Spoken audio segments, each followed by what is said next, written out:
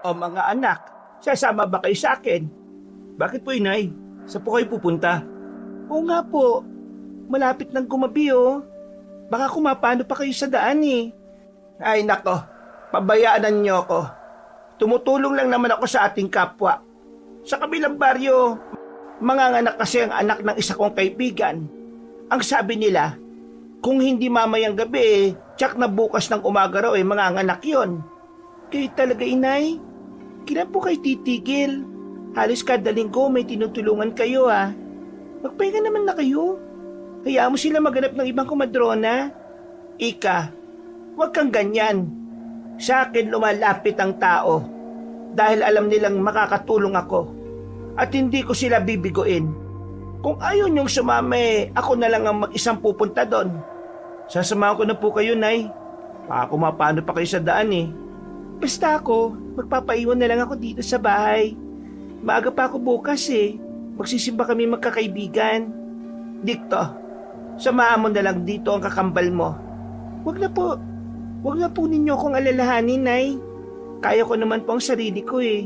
Sige na, pabayaan niyo nang sumama sa inyo si Dikto. Makakatulong siya sa inyo. Tama si Ika, Nay. Sasama na lang ako sa inyo nang may alalay kayo. Siya, sige. Kumuha ka ng sombrero mo at aalis na tayo, Dikto. Bilog naman ang buwan ngayon kaya kahit na hindi na tayo magdala ng gasera. Opo, Nay. Sandali lang at kukuha ako. Ikaw naman, Ika. Mag-iingat ka rito, ha? Ang mga bintana at pintuan, isara mo ng mabuti. Baka pasukin ka rito. Si nanay naman, kung ano-ano iniisip. Opo, gagawin ko po ang bilin ninyo. Napangiti na lang si Aling Chita sa kanyang anak na babae. Makaraan ng ilang sandali, lumapit na sa kanya si Dikto. Kaya nagkayayaan na silang umalis para makapunta sa kabilang baryo. Nasa kalagitnaan na sila ng kanilang paglalakad na makaramdam ng kakaibang kaba si Aling Chita. Dikto, ihanda mong sarili mo. Hindi maganda ang pakiramdam ko. Parang may nakaabang sa atin. Ano pong ibig niyo sabihin, Nay? Hindi ko pwedeng sabihin sa'yo. Araw ng Biyernes ngayon. Aswang po ba yung tinutukoy niyo? Hinaan mo lang ang boses mo. Malakas ang pandinig nila ngayong araw. Baka marinig nila tayo at baka sumunod sila sa atin. Sige po, Nay. Hindi ko na po babanggitin ng katagang yan. Mas mabuti pa nga. Tayo na. Bilisan na natin ang ating paglalakad para makarating agad tayo sa kabilang baryo. Pagdating nila sa kabilang nayon, nagkataon na pumutok na ang panubigan ng buntis na sadya nila roon. Dahil doon, agad na umalalay si Aling Chita. Nasa kalagitnaan ng kanyang pagpapaere sa buntis ang komadrona nang bigla silang makarinig ng maraming paghuni ng tiktik. Nataranta naman ng mga magulang at asawa ng buntis dahil sa nangyari. Mas maigi siguro kung gumawa kayo ng siga sa labas. Kung may kamangyan at asin kayo, magsunog na rin kayo. Hindi tatagal ang mga aswang sa amoy niyan. Bilisan nyo, bago pa sila maging mas agresibo. Tutulong na rin po ako, Nay. Sige, Dikto. Mag-iingat na kayo, ha? Opo, tayo na po. Kailangan hindi makalapit ang mga aswang na yan dito. Naunang naglakad ng ama ng asawa ng buntis, kaya sumama na sa kanila si Dikto. Nung nakalabas na sila, sakto ring nailuwal ng buntis ang sanggol. Natuwa naman ang kumadrona dahil hindi siya nahirapan sa kanyang trabaho. Makaraan ng ilang sandali, naamoy na nila ang samyo ng kamangyan. Kaya naisip ni Aling Chita na nakapagsigana sina Dikto sa labas. Nagkwentuhan na lang si Aling Chita at ang kaibigan niyang ina ng buntis hanggang sa makabalik na sina Dikto sa loob ng bahay. Ano? Naituboy na ninyo ang mga aswang? Hindi ko po alam, Nay, pero bigla rin namang nawala ang ingay sa paligid at ang malansang samoy ng hangin. Nagawa nga ninyo. Mabuti naman at ligtas na nailuwal ang sanggol at hindi siya nakuha ng mga aswang na yon. Kung sino mang mapangahas na ng aswang sa mga tinutulungan ko, balang araw, makakaharap din kami. Ano po, Nay? Nay, tapos na po ang pagpapaanak niyo, di ba? Pwede na rin siguro tayong umuwi, no? Oo, anak.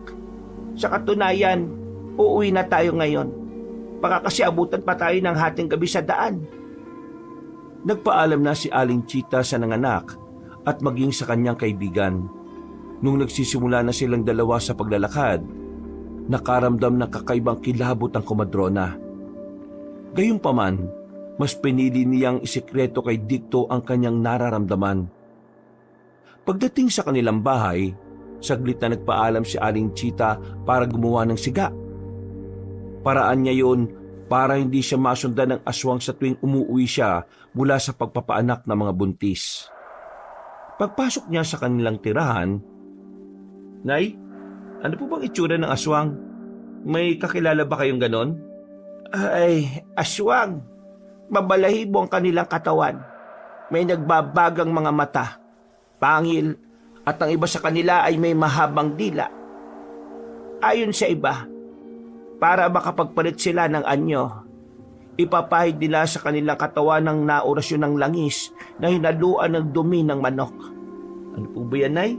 Kakadiri naman. Sa pagkakaalam ko hindi naman totoo yung mga yan eh. Kwento lang sila na ipinalaganap mula pa noong panahon ng Kastila. Kasi kung totoo sila, may nakasalamuhan na po ba kayo? Nakasalamuha? Ay nako, kung alam lang ninyo na marami akong naging karanasan dyan mula pa noong bata ako. Pero siyempre, hindi ko na ikukwento yan sa inyo. Bakit naman po? Araw ng Biyernes daw kasi. Baka marinig tayo ng mga aswang. Sige ka, kapag narinig nila tayo, susugurin nila tayo rito. Oh, bakit parang natatawa ka pa? Hindi lang ninyo alam kung gaano kabangis ang mga aswang. Kung mabangis ang mga leon, higit pa sa 5 ulit ang kanilang bagsik. Sus, maniwala kayo riyan. Basta para sa akin, hindi po sila totoo. Mas totoo pa nga yung mga multo kaysa sa kanila eh. Siguro nga tama si Ika, Nay. Gawa lang naman siguro ang kwento ng mga aswang ng mga taong malilikot ang utak eh. Oo na, hindi ko naman kayo pinipilit na maniwala sa akin. Basta, ipangako nyo sa akin na palagi kayong mag-iingat. Ikaw, Dicto, huwag mong pababayaan ang kakambal mo, ha? At ikaw naman, Ika, mahalin mo rin si Dicto. Opo, Nay. Tatandaan ko po ang sinabi nyo. Nang mga panahong yun, nagpasya silang magpahinga na muna. Saktong pagkalapat ng likod ni Aling Chita sa banig, dinalo siya kagad ng antok. Habang nagpapatianod sa nararamdaman niya, may mga bagay na bumabalik sa kanyang alaala. Hindi na rin niya napigilan na kanyang sarili na mapaluha dahil doon. Nang lumaon, tuluyan na rin siyang nakatulog. Kinabukasan, Nay, aalis po ako ha. Magsisimba lang kami. Uwi kagad ako pagkatapos. Hindi mo ba isasama itong si Dicto? Mukhang ilang buwan na siyang hindi nakakapagsimba. Ano ka ba, Nay Chita? Kailan ba ako nagsimba? Isa pa po, aalis rin po ako. Karawan kasi ng isa kong kaibigan eh. Baka gabihin po ako ng uwi. Baka mag-inuman kasi kami. Ikaw talaga. Puro barkada na lang ang inaatupag mo. Bakit hindi mo sundin tong si Ika? Napaka-religyosa at may takot sa Diyos. Inom ng alak? May sa demonyong gawain na yan eh. Pabayaan niyo na ako, Nay. Alam mo namang masaya ako kapag kasama ko mga barkada ko. Hindi naman po ako nakakalimot sa pagdarasal eh. Huwag po kayo mag-alala, mag-iingat po ako. O siya, sige na. Pero palagi mong tatandaan, ang mga barkada mo, sasamahan ka lang niya sa kasiyahan. Kapag nalagay ka na sa alanganin, nasisiguro kong iiwan ka rin nila. Hindi na sumagot kay Aling Chita ang kanyang anak na lalaki. Na mga panahon na yon, parehong gumayak ang kambal. Naiwan siyang mag-isa sa sala. Napatingin pa siya sa malayo at hindi niya napigilan na kanyang sarili na makapag-isip ng malalim. Makaraan ng halos 10 minuto, nagpaalam na ang 2 anak niya. Minabuti na lang niyang abalahin ang kanyang sarili sa mga gawaing bahay hanggang sa tuluyan ng dumilim. Kadalasang ganoon ang sitwasyon nilang tatlo. Hindi naman hinihigpitan ng komadrona ang kambal. dahil alam niya ang epekto ng pagiging mahigpit ng mga magulang sa anak. Isang hapon, Nay, may tao po sa labas. Pinapatawag daw po kayo sa kabilang baryo. Ano? Bakit naman? Ano ba nangyari? Ay teka, baka may manganganak doon at kailangan ng tulong ko. Eto na naman tayo. Makailang beses ko na pong sinasabi sa inyo na tigilan na niyo yan eh. Baka sa susunod mapahamak na po kayo dahil dyan sa ginagawa ninyo. Ay pabayaan mo na ako, Ika. Masaya naman ako sa ginagawa ko. Nakakatulong ako. At nasisigurado ko pang ligtas ang sanggol na nailuluwal ng mga buntis dito sa atin. Tama naman si Inay Ike. Pabayaan na natin siya. Di nga niya tayo sinisita sa mga gawain natin eh. Ay sandali, titingnan ko kung sino yan at nang malaman ko rin kung tama ang aking kutob. nagmadaling bumaba si Aling Chita sa kanilang bahay. Nang nasa labas na siya, nalaman niyang tama ang kanyang hinala. Niyaya niya si Dicto na sumama muna sa kanya sa kabilang baryo. Dahil medyo may kalayuan ng nasabing baryo, medyo natagalan sila sa kanilang paglalakad. Nag-aagaw na ang liwanag at dilim sa paligid nang makarating sila sa bahay ng mga anak. Nagkataon din na sumasakit na ang tiyan ng buntis. Kaya inalalayan niya ito at ipinaluwanag ang mga kailangan niyang gawin para maging ligtas ang bata. Dicto, ihanda mo na mga gagamitin. Iwan mo na rin kami dito sa loob ng silid at bawal ka rito. Sige po. Sandali po't ihanda ko lang yung plangganang may maligamgam na tubig at iba pang mga kakailanganin. Maraming salamat anak. Sige na, doon ka na muna sa labas at tatawagin na lang kita kung may kailangan ako. Nandyan din naman ang mga kasama ng buntis sa labas. Makipagkwentuhan ka na muna sa kanila, ha? Sige po, Nay. Paano po? Lalabas na po ako. Saktong pagkalabas ni Dicto, nagsimula na ring umire ang babae. Inalalayan naman siya ni Aling Chita. Pero nagtataka siya kung bakit hirap ang buntis na mailuwal ang sanggol nito. Halos mawalan na rin ng malay ang babae. Kaya kinabahan na si Aling Chita. Noon din, nagpasya siyang buksan na muna ang bintana. Nang muli siyang bumalik sa buntis, halos mapaigtad siya sa gulat nang may kumalabog ng malakas sa bubungan ng bahay. May narinig din siyang mga yabag na umiikot doon. Kaya kinutuban na siya ng hindi maganda.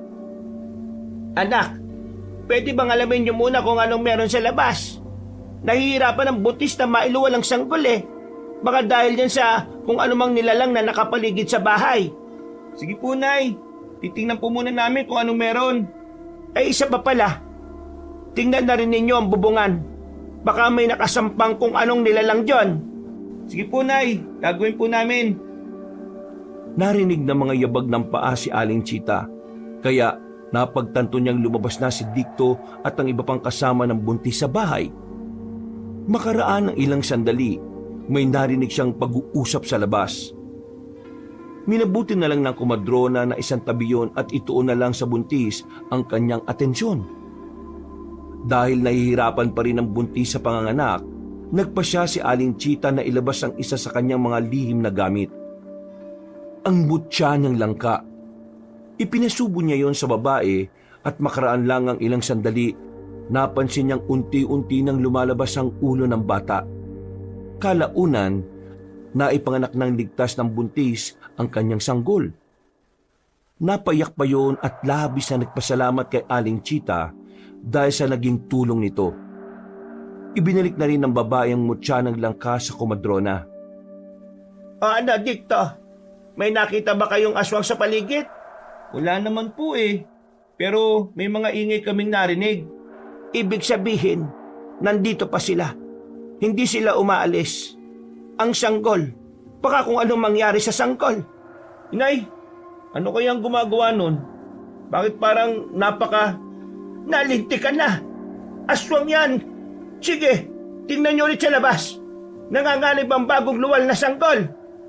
Sige po, itatabi namin ang aswang na nakapwesto dyan sa ibabaw ng bubong. Mag-iingat kayo, Dicto. Huwag kang hihiwalay sa mga kasama mo. Opo, Nay. Nagmadaling umalis sina Dicto at ang mga kasama ng babae sa bahay. Noon din, Nilapitan ni Aling Chita ang bagong panganak at ang sanggol nito. Saktong pagkalapit niya, nagulat siya at napasigaw ng biglang natuklap ang bubong ng bahay na gawa sa yero. Napatingala siya roon at mas kinabahan siya nang makita ang mukha ng nilalang na nakangisi habang naglalaway. Dahil hinanghina pa ang babae, napayak na nang siya at nang makaawa kay Aling Chita na protektahan ng sanggol. Pumasok na rin sa kwartong ina ng bagong panganak at inalalayan niya ang komadrona. Pagkakuha ni Aling Chita sa sanggol, ibinigay niya ito sa ina ng babae. Saktong pagkuha ng ginang sa kanyang apo, biglang may humampas sa kanilang malakas na puwersa. Nabuwal ang komadrona at ang ale. Napanganga na lang si Aling Chita nang makita niyang lumutang sa ere ang sanggol habang sinisikap ng aswang na abutin ito. Agad namang napabangon ng komadrona at kinuha ang sanggol na walang humpay sa pag-iyak. Nang makabangon na ang nanay ng babae, ipinakarga niya rito ang sanggol. Dahil napansin niyang nawala ng malay ang bagong panganak. Inay, may mga aswang na nakapaligid sa bahay na to. Delikado ang sanggol. Tama kayo. May nilalang din na nasa bubong. Walang iya yan ah. Protektahan natin ang sanggol, anak. Baka magtagumpay ang aswang na makuha siya. Sige po. Sandali lang at kukuha lang ako ng itak. Susubukan kong abutin ang mga aswang na yan. Akala niya siguro matatakot tayo sa kanya. Nagkakamali siya. Mag-iingat ka dito. Baka kung ano ang gawin sa iyo ng nilalang na yan. Ako pong bahala, Nay. Hindi ko papayagan ng aswang na yan na maisan ako. Nang makakuha na ng itak si Dicto, umakyat siya sa bangko roon. Pagkakita niyang nakasilip sa kanila ang aswang, walang pagdadalawang isip niya itong tinaga. Napaangil ang nilalang at sinubukan pa niyang dakmain si Dicto. Agad namang umilag ang anak ni Aling Chita at muli niyang tinaga ang aswang. Dahil nakatapat ang mukha ng nilalang sa malaking siwang sa bubong, tinamaan siya ng itak. Napaungol ang aswang dahil sa malaking sugat na kanyang natamo. Noon din, nagmandali itong lumundag paalis. Ay, salamat naman at wala ng aswang na nasa ibabaw. Ligtas na ang sanggol. Siguradong matatakot na yon. Sana nga, Nay. Pero teka, babalik ako sa labas at aalamin ko kung anong sitwasyon doon.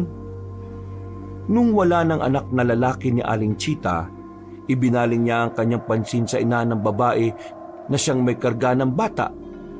Napasigaw na lang siya ng malakas nang makita niyang anyo ng aling kasama nila roon. Buwaghag ang buhok, nagbabaga mga mata at naglalaway. Aagawin pa sana ni Aling Chita ang sanggol mula sa kanya, pero bigla siyang lumundag at tinangay niya ang sanggol. Napasigaw ng malakas ang komadrona at nagulantang siya nang pumasok sa loob ng silid ang ina ng babaeng kapapanganak lamang. Kasunod niya si Dicto na humahangos din papasok sa silid. Agad naman sinabi ni Aling Chita ang nangyari, kaya naggalit ng sobrang ina ng kapapanganak pa lang na babae. Tinawag niya ang iba nilang anak na nasa labas ng kanilang bahay at sinabihang tugisin ng aswang. Nataranta ang mga kalalakihan doon at nagkanya-kanya sila ng pagtugi sa aswang. Dahil sa nangyari, pinagalitan ng ali ang komadrona at sinabing naging pabaya ito. Wala akong kasalanan. Hindi ko naman alam na aswang na pala ang binigyan ko ng sanggol. Kamukha mo eh. Natarantan na rin ako dahil may mga aswang na sa paligid at nakatuon ang aming pansin sa aswang na nasa bubungan. Tama ng paliwanag, Nay. Saksi po ko na totoong sinasabi ninyo. Kung sisisihin ka nila pagkatapos ng pagtulong mo sa kanila, wala na tayong magagawa riyan. Mas mainam pa siguro kung umuwi na lang tayo. Kung alam ko lang na ito ang mangyayari, hindi na sana ako pumunta rito. Tayo na, Nay. Baka kung ano pang gawin nila sa atin dito. Walang utang na loob. Ginawa na rin naman natin ang parte natin dito eh. Gusto ko pa sanang tumulong para mabawi yung sanggol pero wag na lang. Tayo na. Mas maigi pa ngang umalis na tayo rito. Siguro ito na rin ang huling beses na magpapaanak ako. Nagmadaling umalis ang mag-ina sa bahay ng kapapanganak pa lang na babae. Kahit na nagmumura sa kanila ang mga tao roon, hindi na lamang nila pinatulan ang mga ito. Habang naglalakad pa uwi, hindi ko naman alam na aswang na yung kasama ko sa loob ng kwarto eh. Hindi naman nagsabi sa akin ng babae na may kakaiba sa kanyang ina. Kaya pala ibang pakiramdam ko nang pumasok siya. Pabayaan na po ninyo.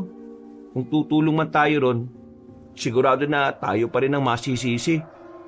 Bahala na sila kung mahanap nila yung sanggol o hindi. Basta tumulong na ako sa pagtaboy sa mga aswang na yun. Pero, alam mo anak, nakukonsensya rin ako.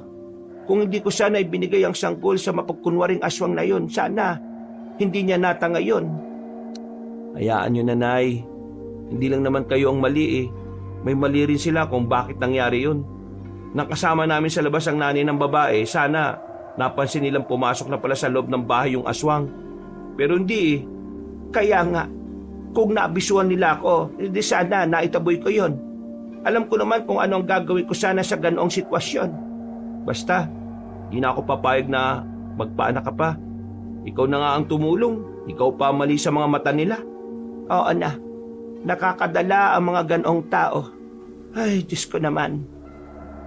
Binilisan nila ang kanilang paglalakad.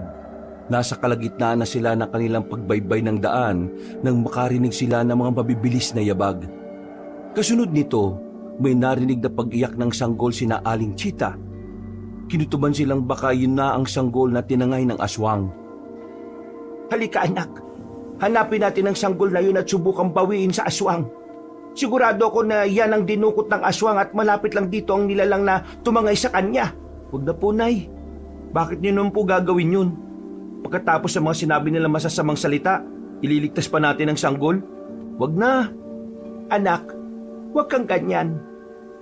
Kailangan kung may pagkakataon kang tumulong, gawin mo.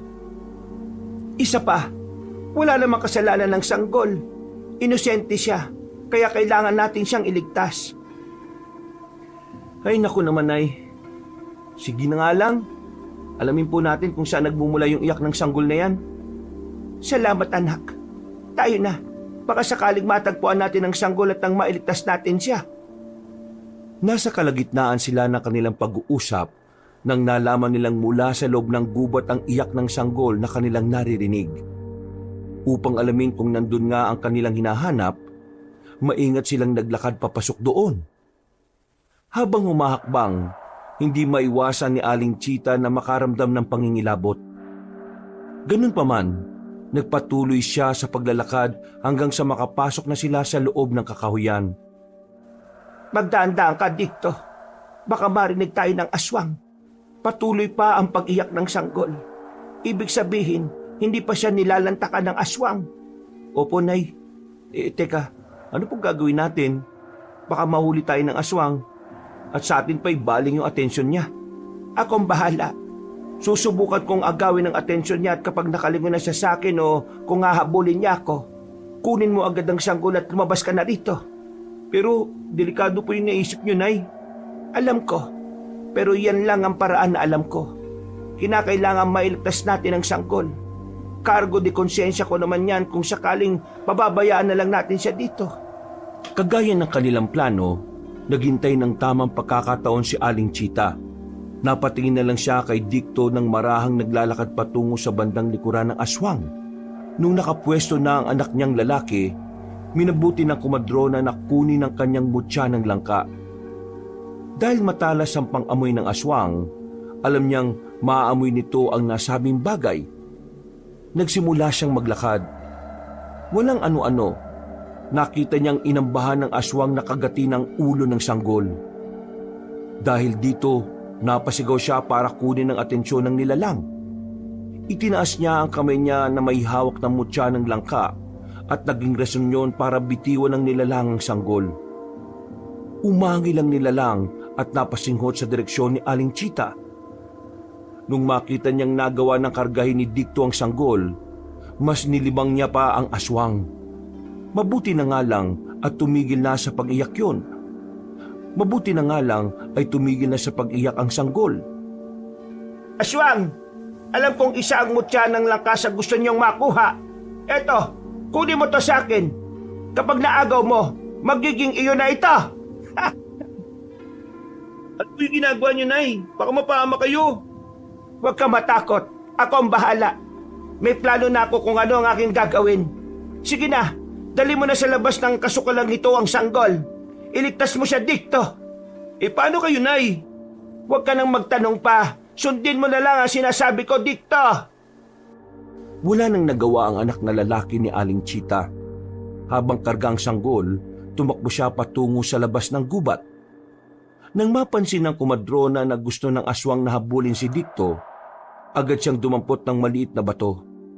Sumigaw siya at nang muli niyang makuha ang atensyon ng aswang, buong lakas niyang itinapon ang nadampot niyang bato.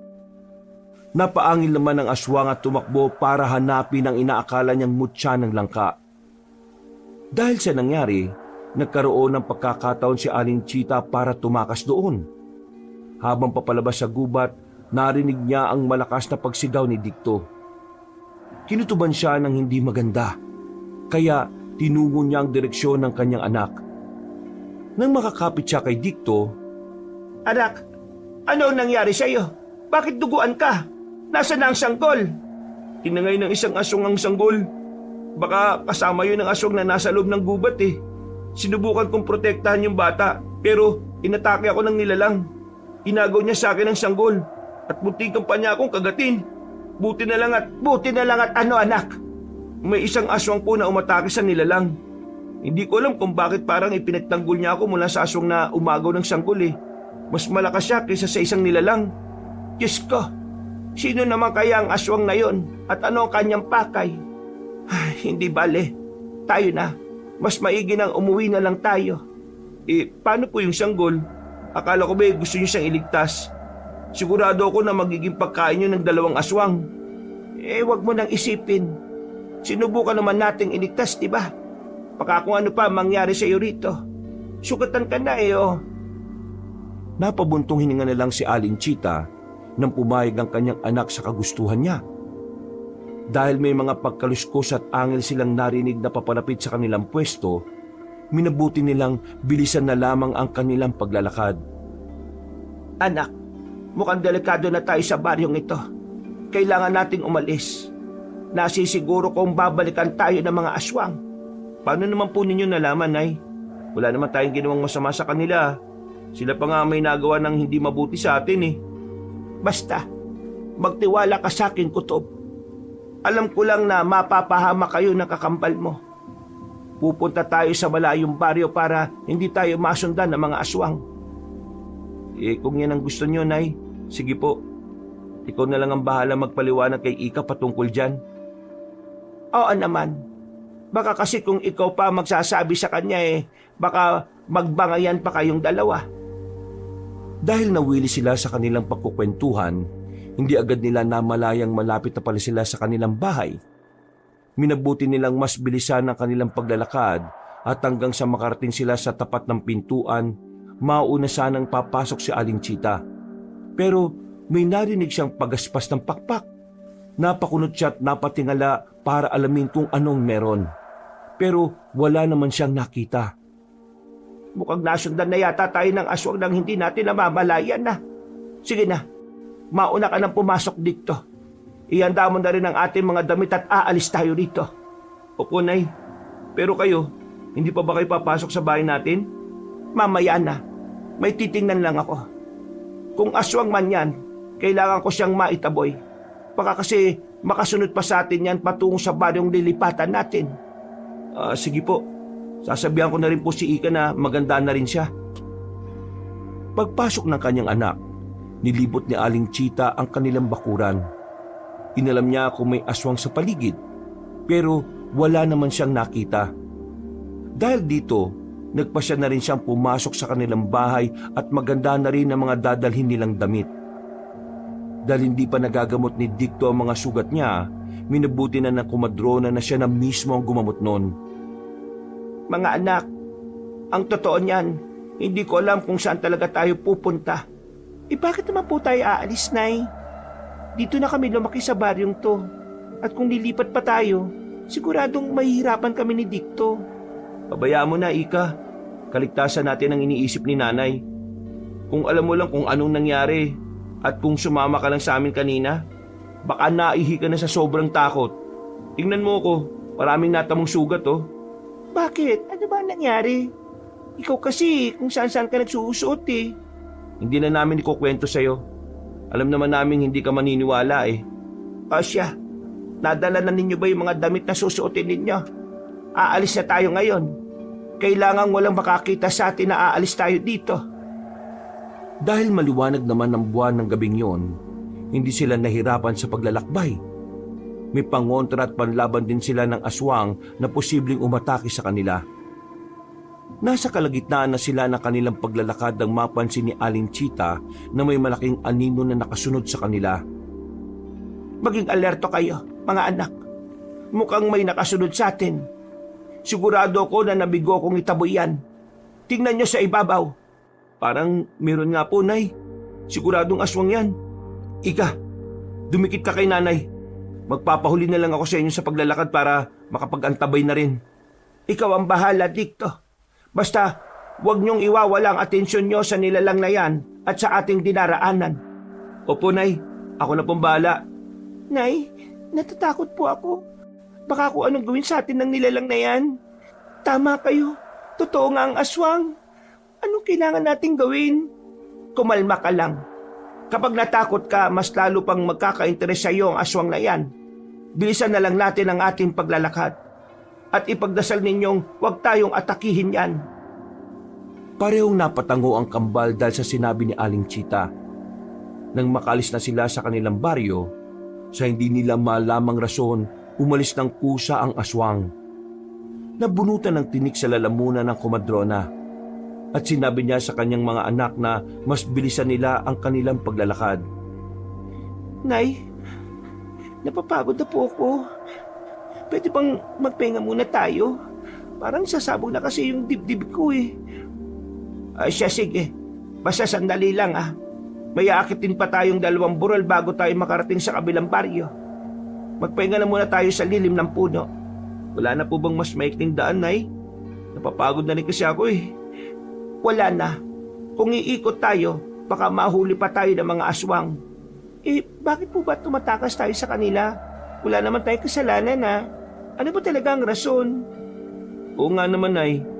Bakit ba parang tayo pa yung dapat na matakot sa kanila?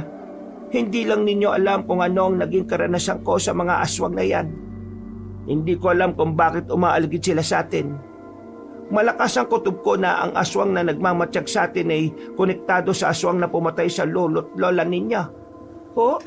Ibig sabihin, pinatay po ng mga aswang sina lolo at lola? Kung ganun, dapat pala tayong gumanti sa kanila. Yung mga demonyo pala sila eh, mga walang awa. Mga anak, hindi sa lahat ng pagkakataon kailangan niyong gumanti. Umiwas na lang tayo sa gulo. Tandaan niyo, hindi karuwagan ang pagpili sa katahimikan. Pagkatapos nilang magpahinga, nagpasya sila na muling maglakad. Habang binabaybay ni na Aling Chita ang daan paakyat sa burol, nakiramdam siya sa paligid. Nang matapos nilang akyatin ang unang burol, parehong nagreklamo sina Dikto at Ika na nauuhaw na sila. Dahil nagmamadali silang tatlo, hindi na sila nakapagdala ng tubig nilang maiinom. Ayun, merong kubo ron oh. Ano kaya kung tingnan natin kung may tubig na maiinom dyan? Oo nga po, Nay. Baka pwede tayo makainom dyan. Ay nako, magpatuloy na lang tayo sa paglalakad natin. Baka mamaya pagalitan pa tayo ng nakatira dyan. Ang mas malala pa, baka aswang ang nandyan at ikapahamak pa natin. Pero Nay, nauuhaw na po ko eh. Parang wala na akong lakas dahil sa panunuyo ng lalamunan ko. Ako rin po, Nay. Halika na dito. Tingnan natin kung may tubig dyan. Iinom lang tayo saka aalis din kagad. Huwag na. Doon na lang tayo maghanap sa kabilang baryo. Sigurado ako na meron din namang... Ay nako. Wala nang nagawa si Aling Chita kung hindi ang sundan na lang ang kanyang mga anak. Dahil nakaramdam siya ng kaba, inihanda na lang niya ang kanyang sarili sa kung anumang posibleng mangyari. Nakita niya pumasok sa bandang kusina ang mga anak niya, kaya sumunod na rin siya ron. Papasok na rin sana siya pero bigla siyang natigilan nang may marinig siyang ingay sa loob ng kubo. Sino yan? Kung ano mang nilalang kayo, umalis na kayo rito sa bahay ko. At baka pagsisiyan niyo, hindi niyo alam kung sinong sinusubukan ninyo. Wag po. Pasensya na po kung pumasok kami rito nang walang paalam. Huwag po niyo kaming sasaktan. Mangingi lang po sana kami ng tubig. Nauuhaw po kasi kami. Hindi kayo mga aswang. Ikaw babae, bakit parang ibang aura mo? Hindi kami mga aswang. Pasensya na ho kayo. Nauuhaw lang kasi ang kambal kong anak. Pipigilan ko sana pero hindi sila nagpaawat. Eh bakit kayo narito? Anong oras na? Naglalakbay pa rin kayo? Mahabang kwento. Patawad ho kung nagmukhang magnanakaw ng tubig ang aking mga anak. Ay walang problema. Nauuhaw pa ba kayo? Sandali at kukuha pa ako ng tubig. Kaunti lang kasi ang natitirang tubig sa banga eh. Oh, eto. Maraming salamat. Ay, ako nga pala si Chita. At ito ang kambal kong anak, si Dicto at Ika. Ay ako naman si Mianong. Tandang Mianong ang tawag nila sa akin. Eh matanda na kasi ako eh. Pagpasensyahan nyo na ako ha. Nasanay kasi akong may mga nilalang na dadako rito para subukan ng aking kakayahan bilang isang albularyo. Isa po kayong albularyo? Nay, baka pwede tayong makahingi ng tulong sa kanya. Wag na anak, baka maging distorbo lang tayo sa kanya. Ay ano bang tulong ang kailangan ninyo? Huwag niyong sabihin na distorbo lang kayo. Ang pagtulong ko ay walang pinipiling oras. Nang maramdaman ni Aling Chita na bukal naman sa loob na matandang albularyo ang kanyang sinasabi, ikinuwento nito ang naging karanasan nila. Nakaramdam naman ng awa si Tandang Mianong sa kanila at nagpasya itong patuloyin ng tatlo sa kaniyang munting kubo. Dahil parehong nakaramdam ng pagod sina Dicto at Ika, pagkalapat pa lang ng kanilang likod sa banig, agad silang nakatulog. Samantala, nanatili namang gising si Aling Chita at Tandang Mianong. Wala naman akong kasama rito sa bahay. Kung gusto nyo, dito na lang kayo manatili. Para naman kung wala ako at nagmimisyon, merong tao rito. Sigurado ho ba kung ayos lang sa inyo? Sa katunayan nga ho, hindi ko talaga alam kung saan ko dadali ng kambal kong mga anak. Natatakot din naman akong manatili sa aming nayon. Huwag ka mag-alala. Hanggat dito kayo sa aking bahay, walang makakapanakit sa inyo dito. Maraming salamat po talaga. Hindi ko alam kung paano ko makakabawi sa inyo. Huwag mo nang isipin yon. Ang importante, ligtas kayo. Makalipas ang humigit kumulang 1 oras na pagkukwentuhan patungkol sa kanilang buhay, nagpasya na si Aling Chita na matulog. Dahil nasa bahay siya ng isang albularyo, nakampante siyang hindi na sila masusundan ng mga aswang. Magmula rin noon, unti-unti nang natutong manggamot si Aling Chita. Dahil siya na ang umaalalay sa matandang albularyo. Dahil naging abala siya, hindi na niya natutukan sina Dicto at Ika. Isang gabi, Dicto, bakit mag-isa ka lang dito? Nasaan ang kakambal mo? Pinabayaan mo na naman bang gumala? Wala naman siyang pwedeng puntahan dito Hindi ko po alam na Naging abala kasi ako sa pagsisibak ng kahoy na panggatong dun sa likod bahay. Ay, Diyos ko naman. Sana tiningnan mo siya. Alam mo naman na parang hindi makapirmi sa loob ng bahay teka, saan ba siya posibleng pumunta? Sa ilog. Baka pumunta siya sa ilog. Yun lang naman ang pwede niyang puntahan dito Saan ba banda ang ilog na yon, Tandang Mianong? Doon sa Hilaga. Merong ilog doon na nagmumula pa sa mataas na bahagi ng bayang ito. Halika Dicto. Kailangan mahanap natin ang kakambal mo. Baka kung napano na siya. Ay, Diyos ko. Huwag naman sana siyang maabutan ng aswang at mabiktima. Sige, sasama ako sa inyo. Hindi nyo kabisadong lugar nito, baka kung mapano pa kayong dalawa. Umalis agad silang tatlo. Dahil madilim ang paligid, nagkanya-kanya sila ng dala ng kanilang sulo at itak. Habang naglalakad, naging panay ang pagtawag ni Aling Chita kay Ika. Umaasa siyang maririnig siya ng kanyang anak. Dahil walang sumasagot, napagpasyahan nilang dumiretso na sa ilog.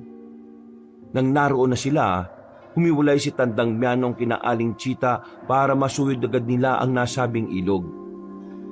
Dicto, wala ka bang naamoy?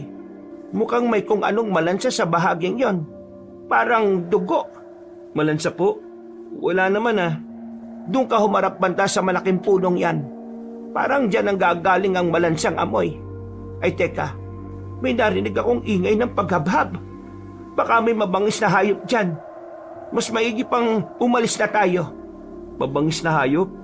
Teka, susubukan ko pong tingnan, inay. Huwag niyo po akong iiwan, ha? Huwag na, Dikto. Baka kumapano ka pa. Tayo na. Dumiretso tayo sa banda roon. Malakas ang kutob kung malapit lang dito ang kakambal mo. Ako rin, inay. Malakas ang kabog ng dibdib ko. Hindi ba sabi nga nila, konektado ang magkakambal? Sandali lang po. Titingnan ko muna kung anong nandyan sa likod ng puno. Pagkatapos umalis na tayo. Mag-iingat ka, Dikto. Ihanda mo na lang ang iyong itak at nang may panlabang ka kung sakali. Nang naglalakad na si Dikto, sumunod na lang si Aling Chita sa kanya. Habang papalapit doon, lumakas ang kabog ng dibdib ng kumadrona dahil sa takot. Nang nasa tapat na sila ng puno, walang pagdadalawang isip nilang sinilip kung ano ang naroon. Ika, Diyos ko, ano nangyari sa'yo? Bakit duguan ka't ganyan ang ayos mo? Sino may gawa niyan sa'yo? Teka, wala ka namang sugat Bakit puro dugo ang kamay at ang mukha mo? Inay, tingnan yung hayop na nasa tabi ni Ika. Wakwakan tiyan at may kagat sa leeg. Kagaya niya, naliligo rin ng dugo. Por Diyos, por Santo, Dikto, tulungan mo ako. Parang wala pa sa sarili ang kapatid mo.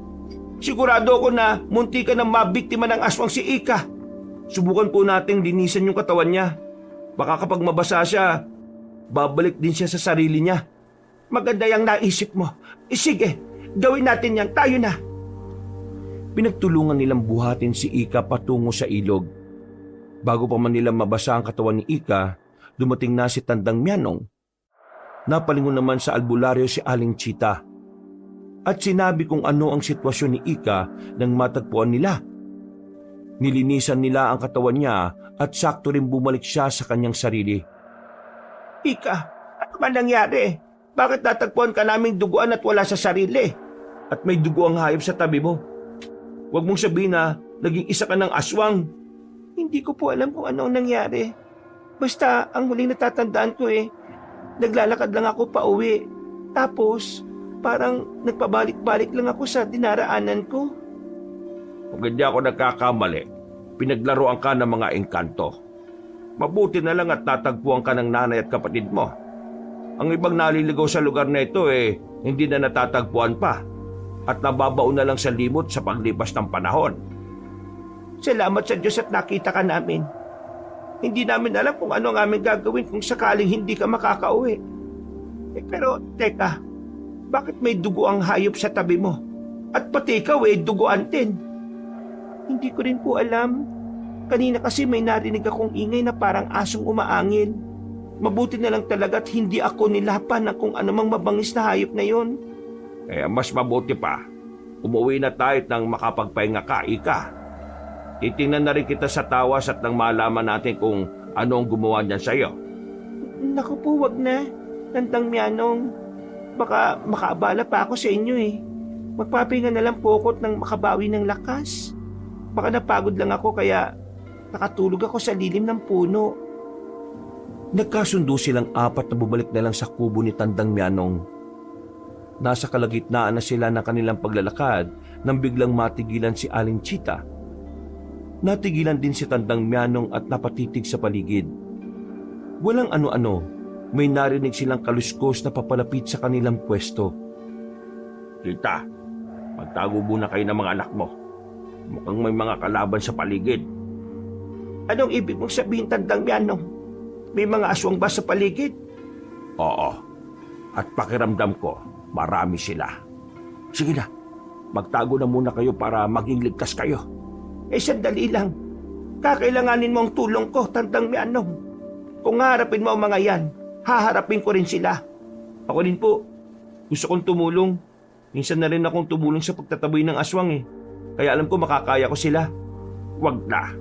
Mga karaniwang aswang lang naman yan. Sige na, magtago na kayo at nandyan na sila. Sige na nga lang. Pero sumigaw ka lang kung kailangan mo ng tulong ha. Tayo na at doon tayo magtago sa mayabong na halaman. Bilisan natin mga anak. Habang nagtatago, iginala niya ang kanyang paningin sa paligid. at minabuti niyang matyaga ng mga ingay na naririnig niya. Tiningnan niya rin ang bahagi kung saan naroon si Tandang Mianong at namulagat ang mga mata niya nang makita ang 4 na nilalang na nakapaligid sa matandang albularyo. Walang ano-ano, umatake sa matanda ang 4 at pinagtulungan nila ang matanda. Hindi naman natinag ang albularyo at nilabanan niya ng buong tapang ang mga aswang. Namangapa si Aling Chita nang makita ang kakaibang liksi ni Tandang Mianong. Iba talaga kapag biyasa ka sa laban, no? Balang araw, magiging kagaya ko ni Tandang Mianong. Lalabanan ko mga masasamang elemento. Tumigil ka nga dyan, Dikto. Ang mas maigi pa, mag-aral ka ng mga gawain bahay at nang hindi naman nakakaya sa matandang yan. Inay, mukhang may mga paparating. May nararamdaman ako kakaibang init eh. Malakas ang kutob ko na meron pang aswang sa paligid. O siya, sige. Dito lang kayo at lalabas ako. Tutulungan ko si Tandang Mianong. Baka mamaya kung mapano pa siya. Sama ako, Nay. Tutulong din ako para labanan ng mga aswang na yan. Wag na. Samahan mo't bantayan mo ang kapatid mo. Baka mamaya dito pa umatake ang mga aswang. Saktong pagkalabas ni Aling Chita sa kanilang pinagtataguan, nakita niyang papasugot kay Tandang Mianong iba pang mga aswang. Napalunok na lang siya ng kanyang laway nang makita niya yon. Sa halip na matakot, mas lalo pa niyang nilakasan ang kanyang loob at patakbong lumapit sa matanda. Nang nasa tabi na niya si Tandang Mianong, sumugod sa kanila ang mga aswang. Nung una, nanginig ang mga kamay ng komadrona. Pero nang may mataga siyang isang aswang, nawala ang kabang nararamdaman niya. Hindi ka na sana lumabas sa pinagtataguan mo. Mas dumami pang aswang na nandito at sigurado akong mahihirapan tayo. Umuwi na lang kayo sa kubo at doon siguradong ligtas kayong 3. Hindi kita pwedeng pabayaan lang sa pakikipaglaban sa mga nilalang na ito. Baka kung malagay kayo sa alanganin kung mag-isa lang kayong haharapin sila. Kung ganon, sige. Nandito ka na rin naman Basta, huwag ka nga alis sa tabi ko, ha? Oo, Tandang Mianong. Poprotektahan ko ang bandang likuran ninyo. Mag-iingat ka, Chita. Mabibilis kong kumilos sa mga aswang na ito. Huwag kayo mag-alala, Tandang Mianong. Alam ko ang mga galaw ng mga aswang na yan. May mga nakaharap na rin ako dati nung baguhang kumadrona pa lang ako. Siya, sige. Pero kapag tumaga ka, kailangan sa mga bahaging hindi nila malalawayan, ha? Para hindi gagaling ang sugat nila. Kung mamalasin sila, mamamatay na lang ang mga aswang na yan pagkatapos ng ilang araw. Nang nasa kalagitnaan na sila na kanilang pakikipaglaban sa aswang, nang makita ni Aling Chita si Dikto na lumabas na sa kanyang pinagtataguan. Sinanyasan niya itong bumalik pero hindi nakinig ang anak niyang lalaki. Tumakbo ito patungo sa kanila ni Tandang Mianong. Dahil sa ingay na nagawa niya, ibinaling ng ibang aswang ang kanilang pansin kay Dikto. Kinutuban naman ng hindi maganda si Aling Chita roon, kaya mas pinag-igihan niya ang pakikipaglaban sa mga aswang na kaharap nila ni Tandang Mianong. Nang iilang aswang na lang ang kaharap nila, muli niyang ibinaling ang kanyang pansin kay Dikto. Chita, tingnan mo ang anak mo. Kakaiba ang kanyang bilis. Parang isa siyang aswang kung kumilos. Yan nga ang aking napansin, Tandang Mianong. Sige, siguraduhin na rin natin patay ang mga ito bago tayo umalis. Teka, si Ika. Baka kung ano na nangyari sa kanya. Tingnan mo muna ang anak mong babae. Ako na tatapos rito. Siguraduhin mo ligtas siya. Sige, maraming salamat, Tandang Mianong. Pagkarating ni Aling Chita sa kanilang pinagtataguan, nanlumo siya nang malamang wala roon si Ika. Iginala niya ang kanyang paningin sa paligid, pero hindi niya natagpuan ang anak niyang babae. Napatitig siya kay Dikto para sana tanungin ito ng pasigaw. Pero natigilan siya at namangha sa nangyari. Nakita niyang lalo pang nag-iba yung lakas at liksi ng kanyang anak.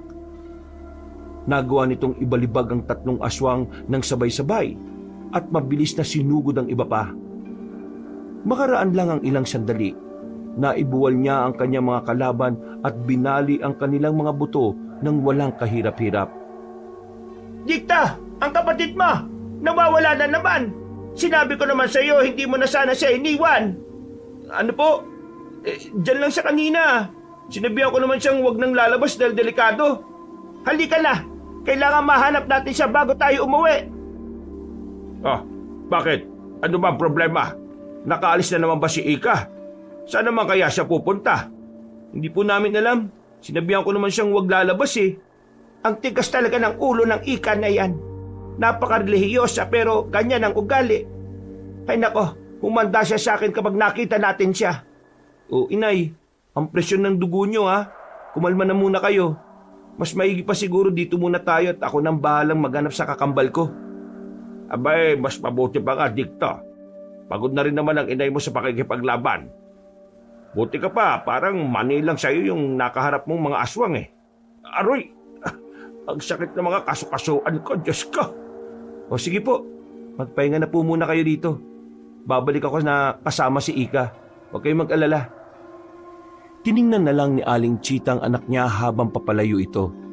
Nang wala na si Dikto, ibinaling niya ang kanyang pansin sa matanda ng mga sandaling yun dahil inihingal sa nangyaring labanan. Habang nakikipagkwentuhan sa matandang albularyo, naging alerto sila sa kanilang paligid. Hindi pa rin nawala kay Aling Chita ang posibilidad na baka may mga aswang pang susugod sa kanila. Alam mo, Chita, nakita ko kung paano lumaban si Dikto kanina. Parang hindi siya normal na tao kung gumalaw. Parang isa siyang tabong awan. Maliksi at parang tubig kung gumalaw. Tabong awan? Ano ho yun? Sila mga gabunang uri ng aswang.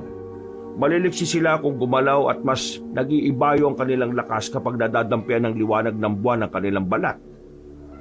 Ibig mong sabihin, isang aswang ang anak ko? Ngunit papaanong sa nakikita ko sa kanya, hindi naman siya isang aswang. Nagtaka nga ako kung bakit ganun siya kung makipaglaban. Pero, alam mo, sa babaeng anak mo, may kakaiba akong nararamdaman sa kanya. May malakas siyang aura, kaya hindi ako nakakatagal sa pagtitig sa kanya. Ano ho bang ibig niyong sabihin, Tandang Mianong? Hindi ko lang masabi pero parang hindi rin siya isang karaniwang tao. Pakiramdam ko, may malakas na kapangyarihang nakatago sa loob niya, Chita. Ay teka, hindi naman sa naghihibasok ako sa buhay ninyo, ano? Nasaan ba ang kanilang ama? Panandali ang natigilan si Aling Chita. Lumakas ang kabog ng kanyang puso dahil sa naging tanong sa kanya na matandang albularyo. Akmang magsasalita na sana siya nang makita niya ang kambal niyang mga anak na papalapit sa kanilang kinaroroonan. Napabuntong hininga na lang si Aling Chita dahil kasama ni Dikto si Ika. Mga anak, Dikto, buti na lang at nakita mo si Ika. Ay nako, ikaw talaga saan ka ba na naman nagpunta? Bakit basa ka? Alam mo namang delikado ang ating sitwasyon dito sa labas ah. Tayo na. Sa kubo na lang natin ipagpatuloy ang usapan natin. Baka mamaya may aswang palang nakaabang sa atin bigla na lang subugod. Tama si Tandang Mianong. Mas mabuti pa nga pong umuwi na muna tayo. Iba ang pakiramdam ko ngayong gabi. Ay tayo na. Ikaw Ika, ayos ka lang ba? Ay nako Diyos ko, ano ba nangyayari sa iyo? Saan ka ba nanggaling? Sa ilog po. Hindi ko alam kung anong nararamdaman ko pero sobrang init ng buong katawan ko. Natagpuan ko po siyang nagbababad sa ilog at parang wala pa rin siya sa kanyang sarili. Ay sige lang, susubukan ko siyang tawasin kapag nakarating na tayo sa bahay. Kailangang malunasan natin kung ano man yung karamdaman niya. Umuwi silang apat sa kubo ng matandang albularyo. Pagdating nila roon, inihanda agad ni Aling Chita ang mga gagamitin na Tandang Mianong sa pagtatawas. Hanggang sa mga panahong yon, wala pa rin sa sarili niya si Ika. Nakatulog na lang ito habang nakaupo't naghihintay sa resulta ng tawas. Aba, kakaiba ito ah. Sa tanang buhay ko bilang albularyo, ngayon ako nakaranas ng ganito. Tingnan mo yung tinunaw na kandila. Walang kahit na anong bakas o palatandaan. Hindi po ba ibig sabihin niyan walang karamdaman si Ika? Hindi, Chita. May karamdaman man o wala, dapat may mga imaheng mabubuo sa kandila. Pero ito, wala Parang may humaharang sa aking kakayahan. Paano na yan ngayon? Anong gagawin natin? Kailangan malaman natin kung anong nangyayari sa anak ko. Ay, huwag ka mag-alala. Uulitin ko ng kahit ilang beses ang pagtatawas para malaman ang resulta nito. Hindi tayo susuko. Napatango na lang si Aling Chita sa albularyo. Ilang beses nang inulit ni Tandang Mianong ang pagtatawas, pero wala kahit na anumang imahe ang naroon. Sinubukan pa niyang ibang pagtatawas na alam niya, pero wala talaga siyang makuhang resulta. Bukas na lang po ulit, Tandang Mianong. Mas mabuti siguro kung magpahinga na muna tayo. Tulog na rin naman si Dikto at itong si Ika nakaidlip na rin. Oh, mas mabuti pa nga, Aling Chita. Siguro dala lang ito ng pagod, kaya nangihina na ang aking poder. Yan sigurong rason kung bakit wala akong makita sa tawas. Siguro nga ho. Sana bukas, kapag sinubukan nyo ulit, may makita na kayo. Ay sige na, Chita. Mauna ka na matulog at ako nang bahalang magligpit nito. Dahil sa sobrang pagod niya, pagkalapat ng kanyang likuran sa banig, agad siyang nakatulog ng mahimbing. Kinabukasan, pagmulat niya ng kanyang mga mata, ay naabutan niya si Tandang Mianong na nagbabasa ng isang itim na libro. Nagtaka si Aling Chita, kaya nilapitan niya ang matandang albularyo at bago niya ito kausapin, nilingon muna niya ang dalawang anak niya. Napabuntong hininga na lang siya nang makita niyang himbing pa rin sila sa pagtulog. Nakaiga sa banig si Dikto, samantalang si Ika naman ay nasa mahabang bangko. Magandang umaga ho, Tandang Mianong. Ay abay, gising ka na pala, Chita. Oho. Ano ho bang binabasa ninyo? Mukhang may pinag-aaralan kayo Ay wala ito, Chita. Sinusubukan ko lang alamin kung ano ang kondisyon ng mga anak mo at kung ano ang koneksyon nila sa Tabong Awan. May nakita po ba kayo o nabasa? Teka, saan ba galing yung libro ninyo? Parang balat ng hayop ang pabalat Sa katunayan, wala akong makita o mabasa patungkol sa kalagayan ng mga anak mo. Pero may isang pahina rito sa librong ibinigay sa akin ng aking kaibigang Engkanto na nagsasalaysay patungkol sa mga tabong awan at maging ang propesiya ng kanilang angkan. Ano bang propesiya ang tinutukoy niyo, Tandang Mianong? Yan ang hindi ko pa alam. Mamayang hapon, aalis ako at susubukan kong magtanong sa mga kaibigan ko patungkol doon. Isa pang nabanggit dito sa libro hindi nang hahawa ang tabong awan. Sa halip, nagiging tabong awan lang ang isang tao kapag may dugo siyang ganon. Pero malabo naman maging tabong awan ng kambal kong anak, hindi pa? Ikaw lang ang makakaalam niyan, Chita. Basta, ang masasabi ko lang, kakaiba ang kambal mo. May kung anong nandyan sa loob nila na hindi pa nila natutuklasan na maigi. Kung ano man yan, Tandang Mianong, ipagdarasal ko na sana hindi yun makakasama sa kanila. Sana nga, Chita. Sana nga. Siya nga pala. Nakapagluto na ako ng agahan, ha? Kung gutom kayo, kumain na lang kayo mamaya. O paano, aalis muna ako. At hindi ako sigurado kung anong oras ako makakauwi. Bakit to? Sige, mag-iingat po kayo. Ako na muna ang bahala rito. Salamat, Chita. Aalamin ko ang kalagayan ng mga anak mo. Malakas ang kutob ko na sila rin ang rason kung bakit lumalapit sa inyo mga aswang Ang ikinatatakot ko lang, baka ang mismong tabong awan ang may pakanan ng lahat ng ito. Sana nga'y mali ang kutob ninyo, Tandang Mianong. Hindi ko na alam kung anong gagawin ko para lang maprotektahan ng mga anak ko. Pagkatapos ng kanilang pag-uusap, nagpaalam muna si Aling Chita para magpahangin sa labas ng kubo. Ang matandang albularyo naman ay nagpatuloy sa pagbabasa ng aklat sa pag-asang may makukuha siyang impormasyon. Nang nasa labas na si Aling Chita, nag-isip siya ng malalim. Lumakas ang kabog ng kanyang dibdib habang inaalala ang mga nangyari. Alam niyang papalapit na ang araw na pinakakinatatakutan niya, kaya kinakailangan niyang maghanda. Napalingon na lang siya nang marinig niya ang wika ng albularyo. Nagpaalam na itong aalis at iniwan ito kay Aling Chita ang tabak niya. Iwan ko sa iyo ang tabak para may proteksyon ka, ha? Huwag mo nga hayaang makalabas sa mga anak mo o makalayo.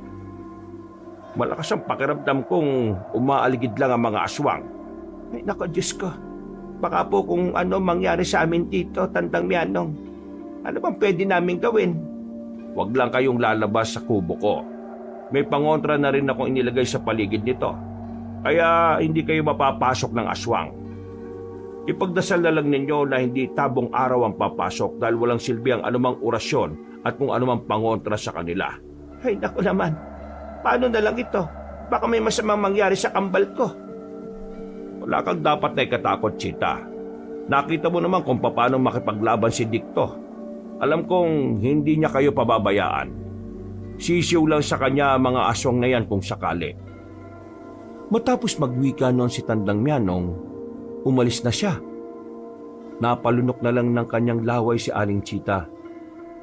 Napalingon siya sa kubo at nang maalala niya ang kanyang mga anak, bumalik siya sa loob ng kanilang bahay. Sakto ring gising na ang kambal niya. Kaya sinabi niya sa kanila ang pag-alis ni Tandang Mianong. Nakita naman ni Aling Chita na hindi nababahala ang dalawa. Dahil sa nangyari ng nagdaang gabi, minabuti nilang wag na munang lumabas sa kubo. Inabala nila ang kanilang sarili sa mga gawain doon hanggang sa tuluyan ng dumilim ang paligid. Pagtapos silang maghapunan, naglatag agad sila ng banig. Sakto pagkahiga ng tatlo, may narinig silang mabibilis na yabag at pagsigaw. Sigurado ako na si Tandang Mianong yan. Halika kayo, baka kailangan niya ng tulong natin. Sige po, baka inahabol po siya ng mga aswang. Kayo na lang po ni Dicto ang lumabas, inay. Nanghihina pa rin ang katawan ko eh. O siya, Dicto. Sige na't baka kung mapano pa siya. Sigurado ako na tayo ang tunay na pakay ng mga aswang na yan. Ayun, parang siya yun, inay. Tama pong hinala natin. May mga nilalang ang humahabol sa kanya. Dahil may mga nilalang nakasunod si Tandang Mianong, hinugot na ni Aling Chita ang kanyang tabak. Mabilis silang tumakbo para sa lubungin na matanda. Habang papalapit sila roon, napansin niyang duguan ng albularyo at merong napakaraming sugat. Sakto pagkalapit nila sa matanda, bumagsak ito sa lupa. Inilalayan naman ni Aling Chita si Tandang Mianong. At si Dicto naman ay dumiretso na ng lakad para sa lubungin at labanan ng mga aswang. Tandang Mianong, bakit ganyan ang sitwasyon mo? Ano ba nangyari sa iyo? Diyos ko! Nalaman ko na kung ano ang patungkol sa mga tabong awan. Mga katutubong aswang sila. Walang kahit na anong orasyon o kalaman na makakapantay sa kanila. Eh ano ang ating dapat gawin para matalo ang mga aswang na yan? Baka maubos lang tayo at wala tayong magagawang laban sa kanila, Tandang Mianong. Merong propesiya ang kanilang lahi na kapag may isang aswang na tabong awan ang nagkaroon ng anak na kambal, magiging mas malakas ang mga ito sa kanya. Ang isa ay magiging kauri niya na siyang posibleng maging mas makapangyarihan sa kanya. At ang isa naman may balat ng kagaya ng ahas sa likod at magiging malakas at maliksik kagaya nila. Pero ito ang pupuksa sa kanilang lahi. Si Dicto, may balat siya sa likod. Ayun, tingnan mo't napunit na ang kanyang damit. Tandang Mianong, tingnan mong mabuti ang kanyang balat. Kung meron siyang balat sa likod at kung ganyan siya kalakas at kaliksik kung makipaglaban, huwag mong sabihin na tama ang iniisip niyo. Isang demonyong aswang ang tatay nila. Ang tatay nila ang pumatay sa aking mga magulang. Nang mapaslang na niya ang mga magulang ko, lumapit siya sa akin at pinagsamantalahan niya ako. Nanlaban ako pero sobrang lakas niya. Hanggang ngayon, hindi ko pa rin nalilimutan ang mukha ng hayop na yon. Totoo bang narinig ko sa inyo, Nay? Isang aswang ang ama namin na pinagsamantalahan ka? Anak, ika. Oo, tama ang narinig mo. Kung buhay namin nagsinungaling kayo, sinabi niyo dati na patay ng ama namin. Namatay siya bago pa man kami maipanganak. Oo, anak. Patay na siya. Pinatay ko siya sa aking isipan. Pero hanggang ngayon, sa tuwing nakakarinig ako ng mga paghuni ng tik-tik, kapag may nakikita kong aswang, bumabalik ang multo niya sa aking alaala. Kaya pala kahit na anong gawin kong paglublob sa aking katawan sa ilog kapag sinusumpong ako ng kakaibang nararamdaman ko, hindi nawawala yun. Kahit na ilang beses akong magpabindisyon sa simbahan, baliwala rin. Yung pala, aswang pala ako. Aswang pala kami ni Dicto. Anak, patawarin niyo ako kung nagsinungaling ako sa inyo. Gusto ko lang na protektahan kayo ng kakambal mo. Tama lang ang ginawa mo, Chita. Kung nung una pa lang, alam na ng mga anak mo ang totoo, lalo lang silang lalapitan ng ama nila. Sigurado kung kaya umaligid sa inyo mga aswang yun ay dahil gusto nilang makuha ang kambal mo. Magsasalita pa sana si Aling Chita pero hindi na niya nagawa. Napalingon siya sa kanyang anak na babae at napalunok ng kanyang laway nang marinig nitong umangil ng malakas si Ika. Lumakas din ang kabog ng dibdib ni Aling Chita nang makita niyang nagpalit ng anyo ang anak niya. Sa isang pagkisap ng mga mata niya, sumugod si Ika sa kinaroroonan ni Dicto na nooy abala pa rin sa pakikipaglaban sa mga aswang. Kinabahan pa siya nang makita niyang binalak ni Ika na atakin ang kanyang kakambal. Napabuntong hininga na lang ang kumadrona na may kambal na anak nang makita niyang tinulungan ni Ika si Dicto para labanan ang iba pang mga aswang. Ang aking mga anak, baka ho kung anong mangyari sa kanila.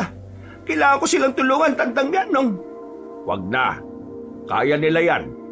Diyan natin mapapatunayan kung totoo ang ating hinala. Kung isang tabong awang ang kanilang ama. Kaya magtiwala ka lang sa kanila. Sige, Tandang Mianong. Ano kaya kung dadali na muna kita sa loob ng kubo mo at nang makapagpahinga ka? Saka na, Chita. Sa ngayon, gusto kong masaksihan kung paano lumaban ang kambal mo. Pero dalawa lang sa ngayon ang ikinatatakot ko. At ano naman ho yun? Baka darating ang araw ay silang dalawa ang magpatayan. Hindi natin hawak ang utak at puso nila. Ano naman ang isa, Tandang Mianong? Ang ikalawa, baka kukunin sila ng kanilang ama at gagamitin sa kasamaan. Kapag nagkataon, siguradong... Parehong napalingin sila Aling Chita at Tandang Mianong na makarinig sila ng mga yabag. Napahawak na lang ng maigpit sa kanyang itak ang kumadrona nang makita niya ang 5 aswang na nakahanda para atakihin sila. Nang umangil ang mga nilalang, napatayo na si Aling Chita at inihanda ang kanyang sarili sa pagsugod ng mga nilalang. Sinikap ding tumayo ng albularyo hanggang sa magawa na niya ito. Hindi mo sila kaya kung mag-isa ka lang. Huwag kang mangamba. Tutulong ako hanggat kaya ko. Magpahinga ka na lang muna, Tandang Mianong. Bumawi ka ng lakas mo. Hindi. Kailangan masugpo natin sila. Walang mangyayari kung hindi tayo lalaban. Pagkawi ka ng matandang albularyo, sumugod sa kanila ang 5 aswang. Hindi naman natinag si Aling Chita at nang makita niyang patuloy pa rin lumalaban ang 2 niyang anak, nagkaroon din siya ng lakas ng loob. Nilabanan nila ni Tandang Mianong ang mga aswang at dahil karaniwang tao lang siya, nagawa siyang sugatan ng aswang ng ilang beses. Sa halip na sumuko, mas naging porsigido siyang matalo mga yon. Dahil naito niya ang kanyang pansin sa mga kalaban, hindi na niya nagawang lingunin si Tandang Mianong. Nagulat na lang siya at agad na napalingon sa matanda nang marinig niyang napaungol ito. Nakita niyang may malaking sugat ito sa dibdib at tiyan. Tandang Mianong! Mga hayop kayong aswang kayo! Ako ang harapin niyo at ipapatikim ko sa inyo ang galit ko! Chita, umalis na kayong 3 rito. Hindi ko na kayo kaya pang protektahan. Parang mamamatay na ako. Sige na, itakos mo na ang kambal mo. Hindi! Bakit hindi ko na malayan ang pag-atake sa iyo? Akala ko sila ang dihado. Ang tabong awang, nandito. Sigurado ko na ang 2 anak mo ang kanyang pakay. Siya ang may gawa nito sa akin. Tandang Mianong, gumising ka. Mga hayop kayo, mga aswang kayo. Magbabayad kayo sa ginawa ninyo. Inay, ano nangyari kay Tandang Mianong? Bakit duguan siya? Teka, may mga aswang pa papalapit rito. Kailangan maubos ko silang lahat. Sige, dumitubo muna kayo. Hindi, tutulong ako sa iyo. Teka, nasaan na naman si Ika? Bakit nawala na naman siya? Hindi ko alam, Nay. Kanina, magkasama kaming lumalaban sa mga aswang eh. Ewan ko kung saan siya nagpunta. Baka may tinugis lang. Napalunok na lang ng kanyang laway si Aling Chita nang makita niya ang mga aswang na papalapit sa kanilang pwesto. Bago siya maglakad, nilingon pa niya ang albularyo. Nakita niyang nahihirapan na siya dahil sa kanyang sugat. Babalikan sana ni Aling Chita ang matanda pero tuluyan na siyang nalagutan ng hininga. Nang maalala niya ang kanyang anak na babae, nagpasya siyang magpatuloy para tulungan si Dicto na labanan ang mga aswang na sumusugod sa kanila. Pagkalapit niya sa kanyang anak na lalaki, nakipaglaban din siya sa mga aswang gamit ang tabak na ibinigay sa kanya ni Tandang Mianong. Dicto, mag-iingat ka. Mukhang mas malalakas sa mga aswang na ito. Huwag kayong magkalala, Nay. Kaya ko sila. Ikaw pong dapat na mag-ingat. Huwag niyong hayaang masukol ka nila, ha? Sige anak, ako ang bahala. Kailangan maubos natin sila at nang mahanap na natin si Ika. Opo, Nay. Mahanap natin si Ika bago matapos ang gabing to. Gagawin ko ang lahat para mahanap lang siya. Nasa gitna sila ng kanilang pakikipaglaban nang biglang mapasigaw ng malakas si Dicto. Nung una, hinayaan na muna siya ni Aling Chita at itinoon niya ang pansin sa paglaban sa mga aswang.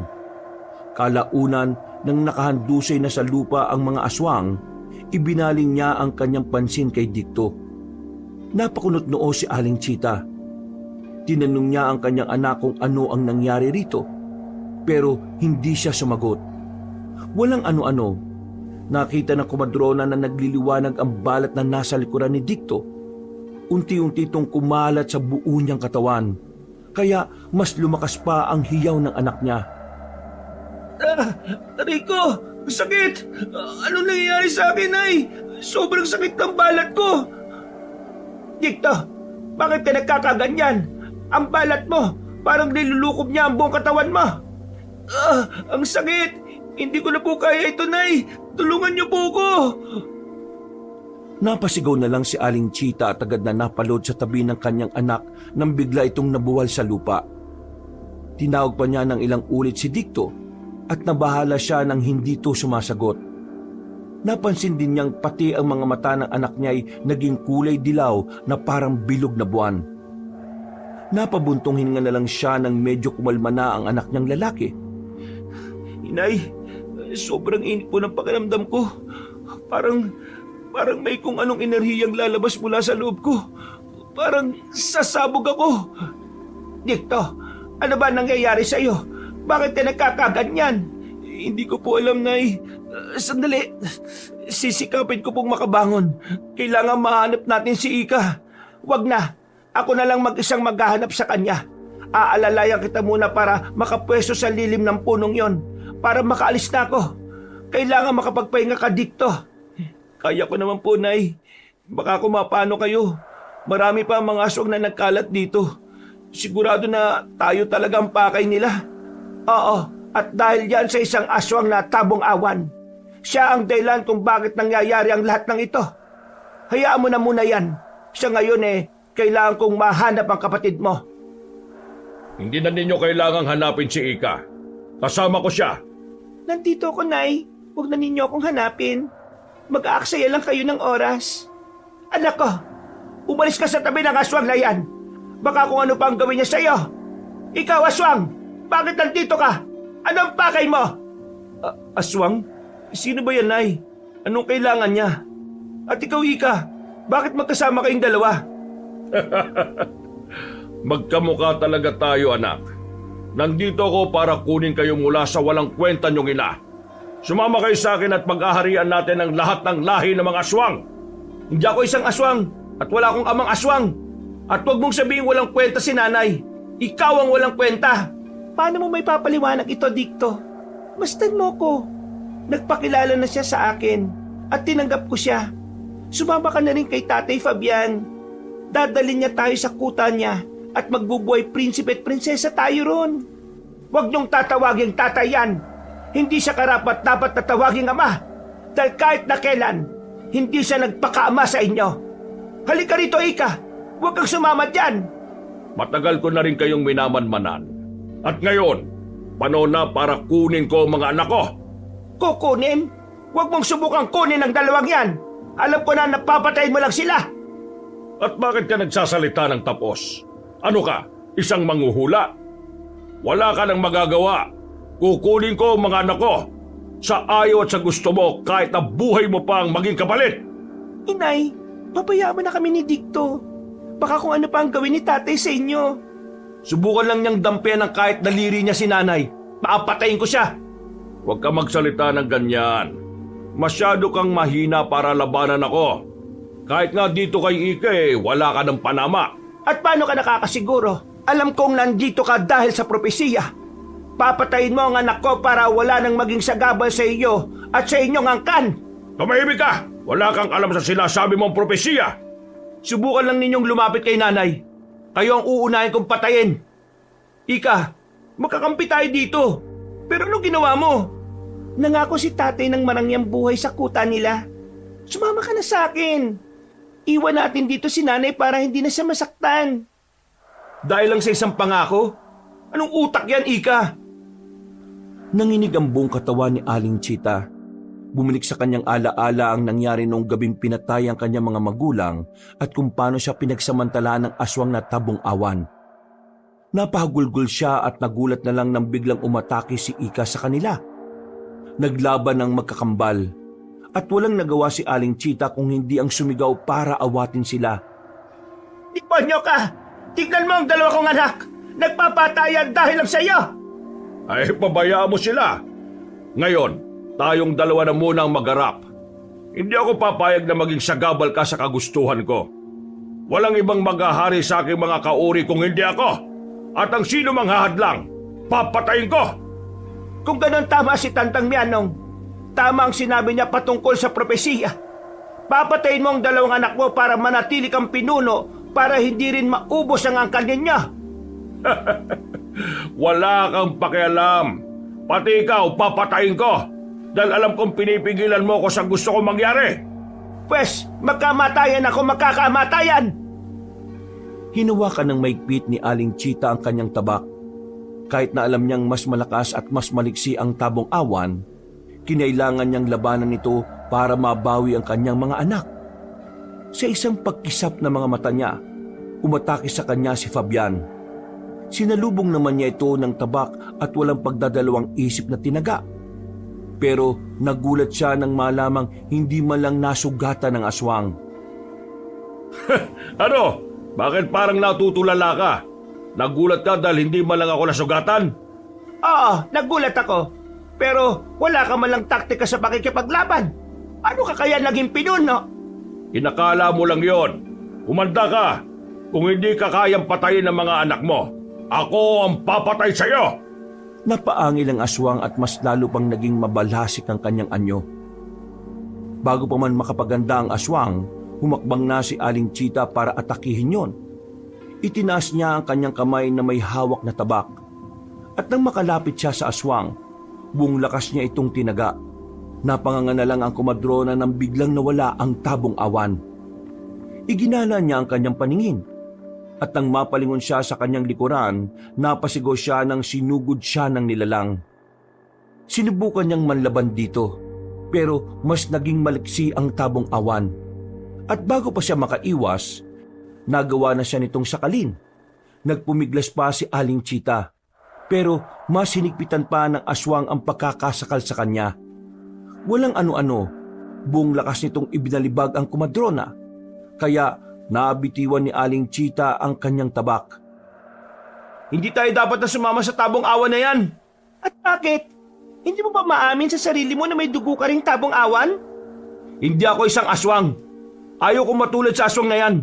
Isa pa, hindi ko ipagpapalit si nanay sa kung anumang karangyaan na pinapangako ni Fabian. Hindi ako ganun kabobo. At ako, sa tingin mo, bobo, sasama ako sa kanya dahil alam kong doon ako nararapat. Oo, hindi nga aswang ang anyo mo, pero ang kakayahan mo, may sa aswang. Tama na, itigil na ninyo ang pagkikipaglaban sa isa't isa. Magkapatid kayo, magkakambal. Walang ibang kalaban dito kung hindi ang mismong ama ninyo.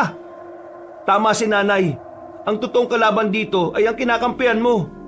Ika, sinaktan niya si nanay. At dyan palang malalaman mong posible rin niya tayong saktan.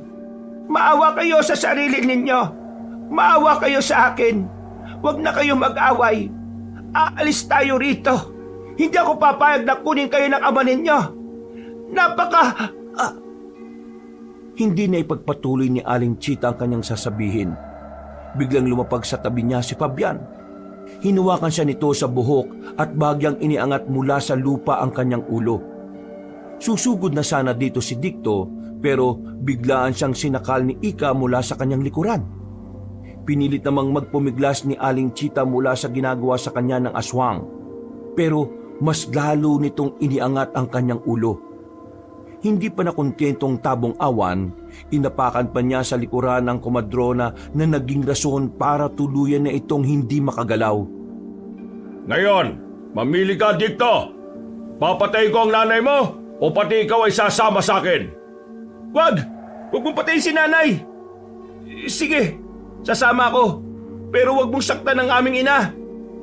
Sigurado ka ba sa sinasabi mo? O baka nilalansin mo lang kami ni Itay? Anak, pakiusap. Huwag kayong sasama sa tabong awan na ito. Hindi ko kaya kung mawawala kayo sa akin. Patayin mo na lang ako, Fabian. Basta huwag mong kukunin ang mga anak ko. Habang nagpupumilit na makakawala ang kambal na anak niya, nakatitig siya sa dalawa. Napaangil ang tabong awan. Nang galiiti rin si Ika ng sinikap ni Dikto na makapiglas. Walang ano-ano, ibinalibag ni Dikto ang kanyang kakambal na naging rason para mabuwal ito sa lupa. Bago pa man makabangon si Ika, binuhat siya ni Dikto at walang pag-aalinlangang ibinalibag. Pagkatilapon ng kakambal niya, itinuon niya ang kanyang pansin kay Aling Chita. Noong mga panahong yon, inatake ni Dikto si Fabian. Kaya nagkaroon ng pagkakataon ng komadrona na makawala at makabangon. Napatulala na lang siya nang makita niya kung paano maglaban na mag-ama. Habang nakikipagpambuno sa isa't isa, sinikap ni Dikto na maibawal si Fabian. Papatayin kita! Wala akong pakialam kahit ama pa kita! Sinaktan mo ang nanay namin! Kaya wala kang karapatan sa amin ni Ika! Tingnan na lang natin kung ano ang magagawa mo. Akala mo ba'y magdadalawang isip akong gawin yan? Bigyan mo lang ako kahit katiting na pagkakataon. Titiyakin kong hindi ka na mabubuhay. Yan ang inaakala mo. Ang isang tabong awan ay walang kamatayan. Hindi kami nasusugatan sa ataking pisikal at espiritual. Huwag ka matakot sa kanya, anak. Kaya mo ang aswang na yan. Tumahimik ka! Laban namin to, kaya huwag ka makialam. Napasigaw na lang si Aling Chita nang magawang ibuwal ni Fabian si Dikto. Nang masiguro ng tabong awang na hindi na makakagalaw ang anak nila sa ganoong posisyon, ibinaling niya ang kanyang pansin kay Aling Chita. Umangil ito at muling pinapili si Dikto. Pagkawika ni Dikto na hindi siya sasama, biglang lumapag si Ika sa likuran ni Aling Chita. Naramdaman ng komadrona ang presensya ng kanyang anak na babae, kaya bagya siyang napalingon. Aalisa na siya sa kanyang kinatatayuan pero bigla siyang sinunggaban ni Ika. Nagmamakaawa siyang pakawalan siya pero naging baliwala yon sa anak niya. Dahil sa nangyari, napaangil ng malakas si Dikto. Humugot siya ng lakas at buong puwersang itinulak si Fabian.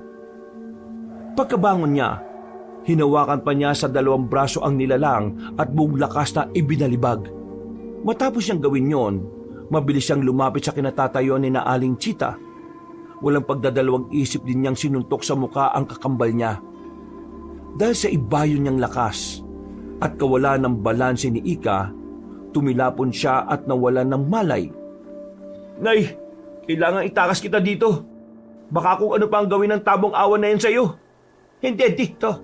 Kinakailangan mabawi rin natin si Ika. 3 tayong aalis sa lugar na ito.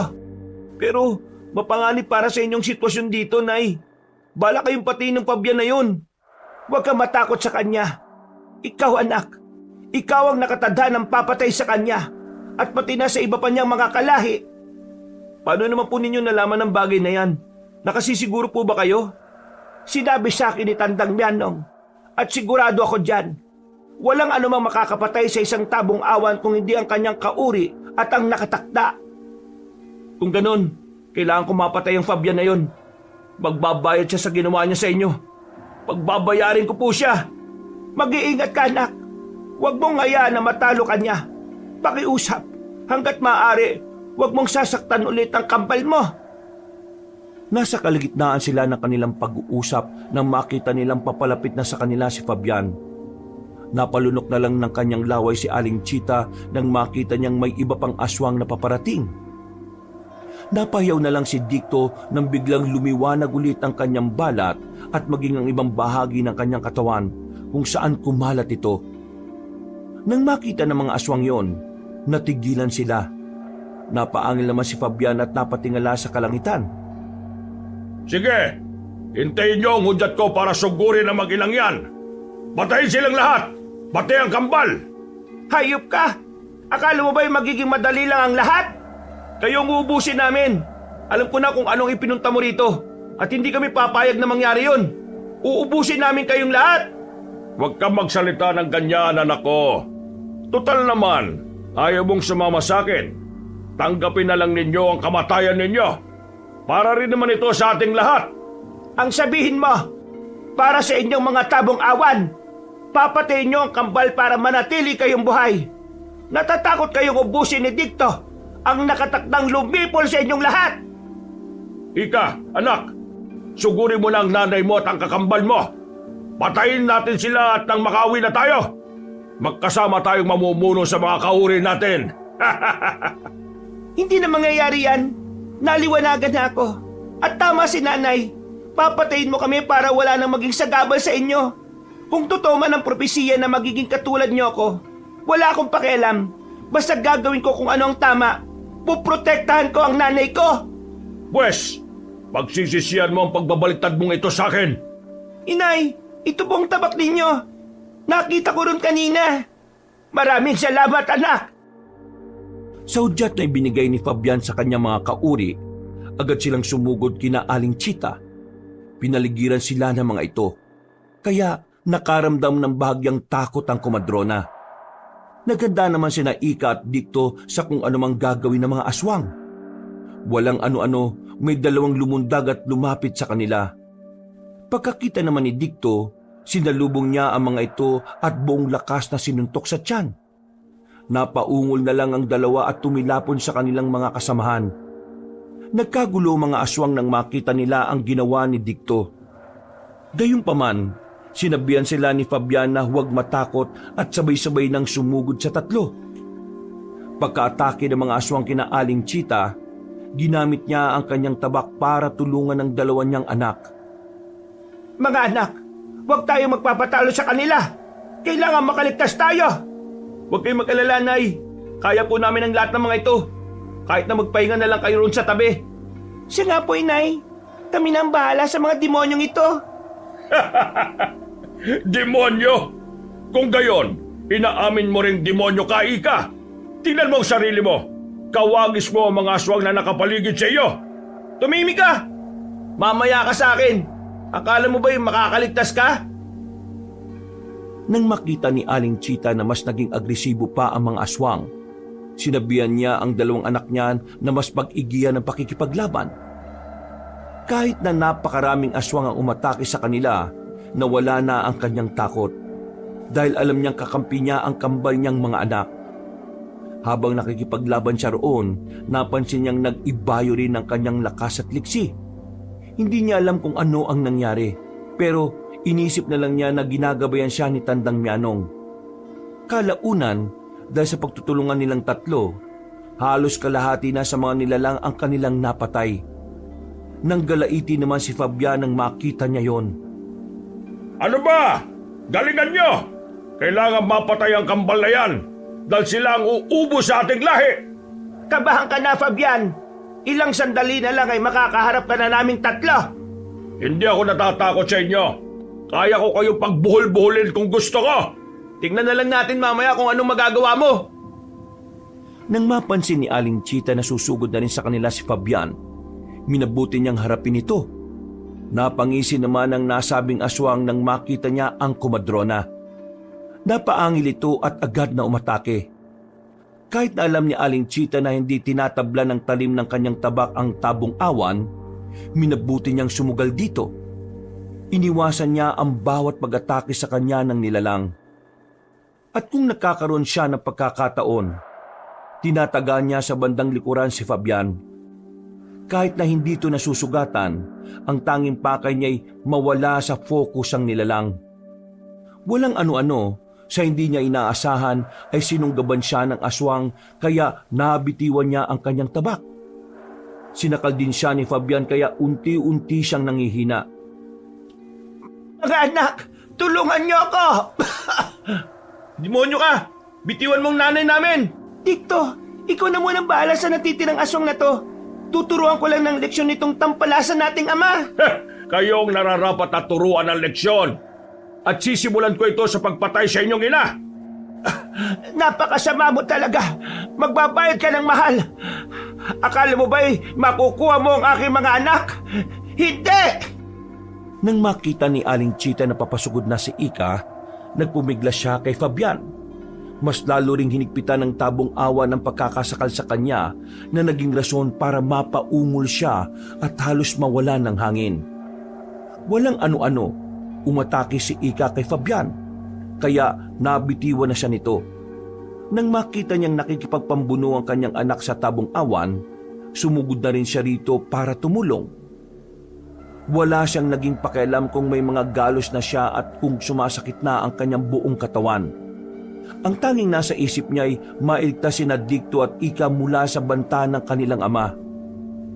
Habang hinaharap ni Fabian si Ika, pinagsusuntok naman ni Aling Chita ang likod ng nilalang. Walang ano-ano dahil sa kanyang ginawa, buong lakas siyang tinabig ng nilalang. Hindi siya nakapaghanda, kaya tumilapon siya at naging masama ang kanyang pagbagsak. Inay! Anong ginawa mo sa nanay ko? Talagang halang ang kaluluwa mo! Kulang pa yan. Kailangan mamatay siya at kayong dalawa ng kambal mo. Ikaw, Ika, ang susunod ko! Yan ay kung papayag akong mapatay mo. Kayo ang dapat mawala at hindi ako. Mga anak, tapusin na ninyo ang labang ito. Mukhang hindi ko na kaya pang makabangon. Sige, Nay. Bago tuloy ang sumikat ang araw, sisiguraduhin namin patay ang lahat ng mga aswang na ito. Napangisi na lang si Aling Chita nang makita niyang kung paano tinapos ni Dikto ang mga aswang na kaharap niya. Namanga siya dahil sa kakaibang lakas ng kanyang anak. At naisip niyang simulat sa pool, tama si Tandang Mianong patungkol sa propesiya. Nung magawa ng ubusin ni Dikto ang mga aswang na kalaban niya, ibinaling nito ang kanyang pansin kina Ika at Fabian. Nabahala naman si Aling Chita nang makita niyang nasa ibabaw ni Ika ang kanyang ama at medyo nasa alanganin ng posisyon ng anak niyang babae. Walang ano-ano, umatake si Dikto at buong lakas na sinipa si Fabian. Gumulong ang tabong awan at tumama ng malakas ang kanyang ulo sa matulis na bato. Ika, itong pagkakataon para itakas si nanay. Wala pang malay ang tabong awan. Pabayaan niyo akong tapusin ng mag-isa ang gulo na ito. Hindi. Kailangan tulungan kita. Malakas ang aswang na yan. Baka hindi mo siya kayanin.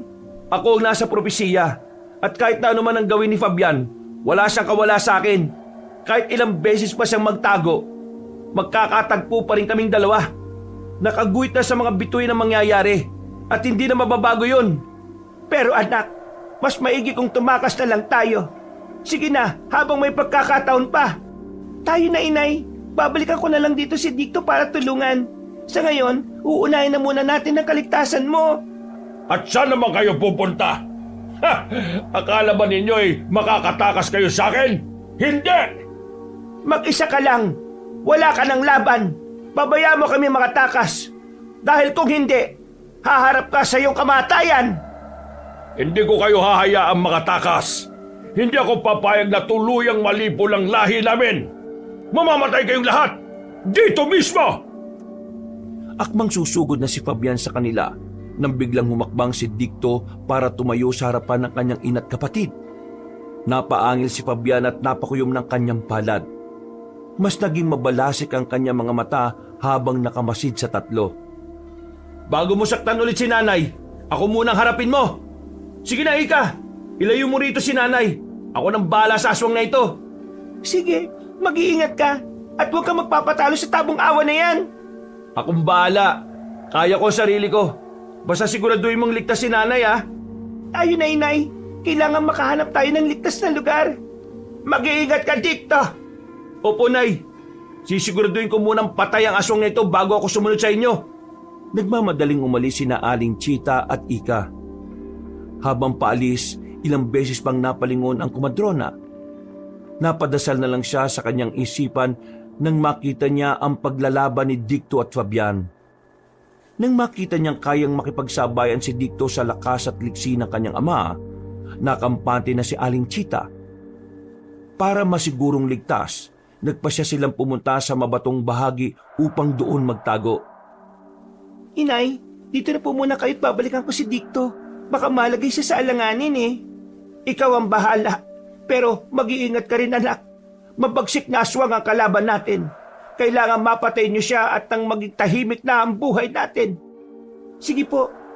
Huwag kayong mag-alala sa amin, Inay. Kakayanin namin ang aswang na yon. Siya sige. Tulungan mo na si Dicto. Gabayan sana kayo ng Diyos. Napabuntong hinga na lang si Aling Chita nang makitang lumundag na si Ika patungo sa ibaba. Tiningnan niya ng maigi ang bahagi kung saan naglalaban sina Dicto at Fabian. Habang pinapanood niya ang dalawa, kinabahan siya nang makitang nalalagay na sa alanganin si Dicto. Sa isang pagkisap ng mga mata niya, lumapag doon si Ika at agad na sumugod kay Fabian. Pinagtulungan ng magkapatid ang kanilang ama. Pero kahit na ganon, nahirapan pa rin silang kalabanin ito. Habang pinagmamasdan ni Aling Chita ang kanyang mga anak na nakikipaglaban, nakaramdam siya ng pagkataranta. Makalipas lang ang halos 5 minutong pananatili sa batuhan, nagpasya siyang bumalik sa ibaba para alamin ang kalagayan ng kambal niya. Saktong pagkalapit niya roon, namulagat ang kanyang mga mata nang makita niyang tuluyang binalot ng balat ang buong katawan ni Dicto. Nagliwanag din at nagmistulang baluti. Kahit na ano pa ang gawin mo, hindi ko papayagang maganap ang propesiya. Papatay ko kayong dalawa! Mahina ka na, Itay. Ang dapat sa mga kagaya mo ay pagpahingay na. Kung propesiya man ang magdidikta sa akin para maging pinuno ninyo, alam kong wala ka nang magagawa ron. Pero kung ako ang mamumuno sa lahi natin, titiyakin kong magiging mga mabuting aswang sila. Hindi mangyayari yan. Gagawin ko ang lahat para mapigilan ang lintik na propesiya na yan. Yan ay kung magagawa mo. Pagkasabi ni Dicto, buong lakas niyang sinuntok ang tabong awan. Napalingon naman si Ika roon. At bago pa mabuwal sa lupa si Fabian, kinalmutan niya ito sa dibdib hanggang sa tiyan. Napaangil na lang ang aswang nang malaman niyang nasugatan siya. Habang nakamasid si Aling Chita, naalala niya ang mga sinabi ni Tandang Mianong.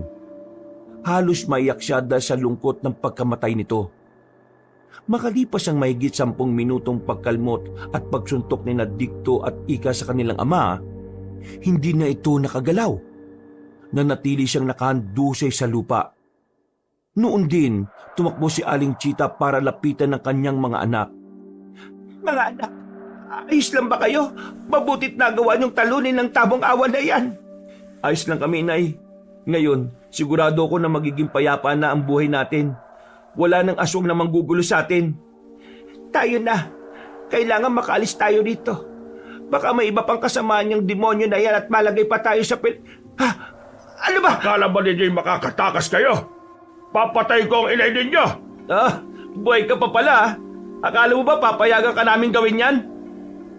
Noon din, buong lakas na inapakan ni Dicto ang kamay ng tabong awan na nakahawak sa paa ni Aling Chita. Napaungo lang nilalang. At nang akmang babangon pa sana ito, inapakan ni Ika ang kanyang likuran. Ngayon, sisiguraduhin namin na tuluyan ka ng mamamatay. Sige mga anak, ipakita niyo ang bagsik niyo dyan. Huwag niyong kawaan ang demonyo niyong ama. Hindi niyo ako mapapatay! Diyan ka nagkakamali. Akmang iibabawan sana ni Ika ang aswang, pero sumenya si Dicto na siya na ang bahala. Napatitig na lang sa kanya si Aling Chita habang inaabangan kung ano ang gagawin ng kanyang anak na lalaki. Walang ano-ano, binuhat ni Dicto ang tabong awan at buong lakas itong ibinalibag.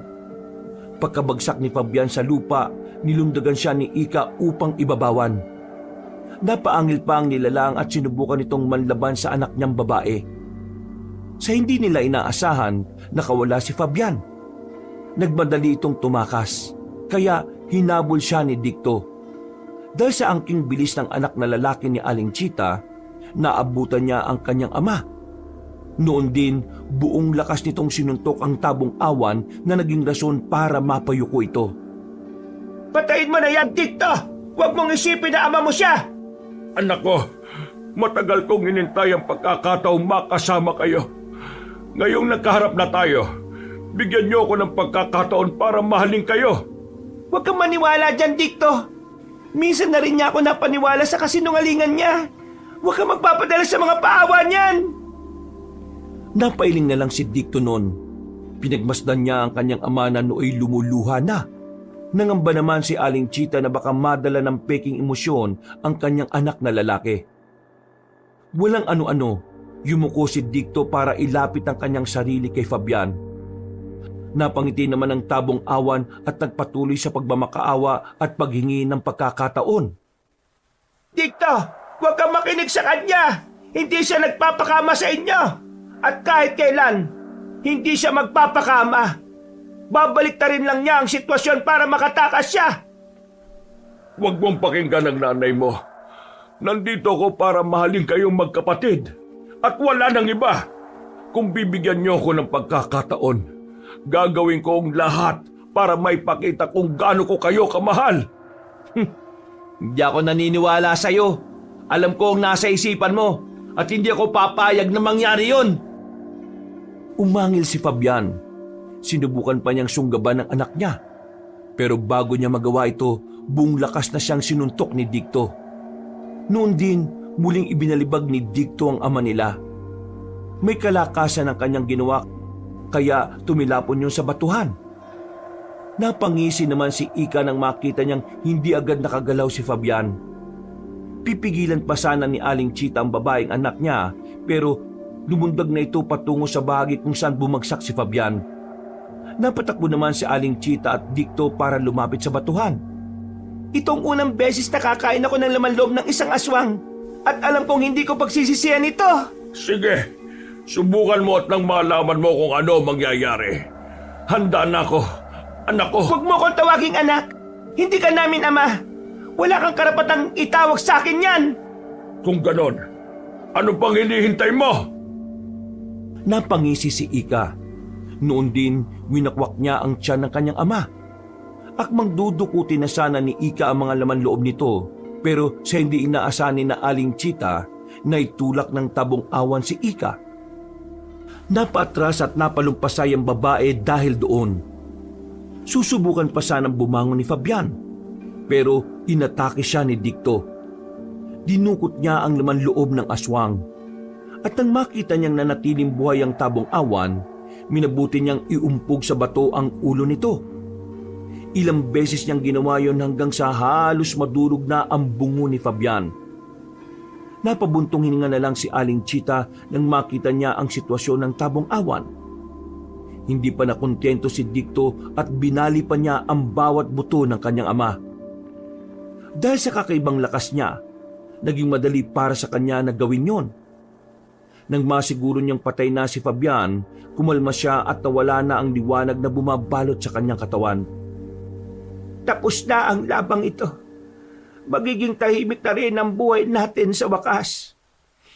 Oo nga po, Inay. Wala namang gugulo sa atin. Ano nangyari? Hindi na ba siya mabubuhay? Tingnan mo ang sitwasyon niya kung mabubuhay pa siya. Tama ang propesiya. Ang kadugo mismo ng tabong awang ang makakapatay sa kanila. At kayo yon. Akala ko nga po, mahirapan kami ng husto sa pakikipaglaban sa kanya eh. Ganun lang pala kadali siya kung patayin. Inay, patawad po kung hindi naging maganda ang tono ng pananalita ko kanina. Talagang naloko ko ng Fabian na yan eh. Ayos lang yon. Naiintindihan naman kita, anak. Patawad din kung nagdim ako sa inyo patungkol sa totoo niyong pagkatao. Wala pong problema, Nay. Alam naman namin na ginawa mo lang yun para pangalagaan kami mula sa aming ama. Paano na ngayon tayo? Patay na rin si Tandang Mianong. Saan na tayo pupunta ngayon? Ay, si Tandang Mianong nga pala. Kung aalis man tayo, aasikasuin muna natin ang kanyang bangkay. Kahit dyan man lang makabawi tayo sa kanya. Nang masiguro nilang hindi na mabubuhay si Fabian, nagpasya silang puntahan ng bangkay na matandang albularyo. Habang naglalakad, nakita ni Aling Chita ang tabak na ibinigay sa kanya ni Tandang Mianong. Kinuha niya ito at minabuting dalhin na lamang. Nang matagpuan nila ang walang buhay na katawan ng albularyo, Inilibing nila ito ng maayos at siniguradong hindi yun mahuhukay ng kung anumang nilalang. Ngayong wala na ang mga aswang, pwede na tayo makapagsimula ulit. Magpasalamat tayo kay Tandang Mianong. Kung hindi dahil sa kanya baka tuluyan na kayong napatay ng inyong ama nung una pa lang na umalis tayo sa baryo. O nga po, Nay, kung di natin siya nakatagpo, baka nagkalat na lang ang mga bangkay natin sa kung saan ngayon. Demonyo talaga ang Fabian na yan. Munti ka na niya akong madala sa kanya mga salita, ah. Talagang napakasama niya. Pero hindi bale. Wala na siya.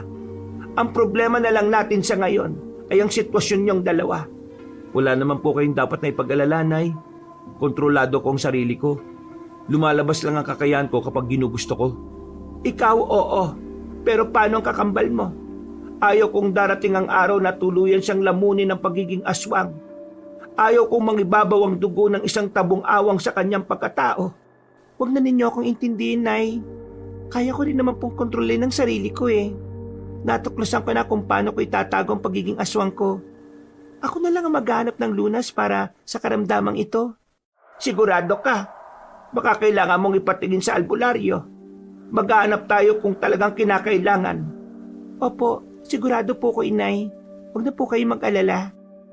Pagkatapos ng kanilang naging usapan, inihanda nila ang kanilang mga gamit. Nang makita ni Aling Chita ang maliit na baul ni Tandang Mianong na may lamang libreta, nagpasya siyang dalhin ito. Naisip niyang hindi lamang pagkukumadrona ang kanyang gagawin.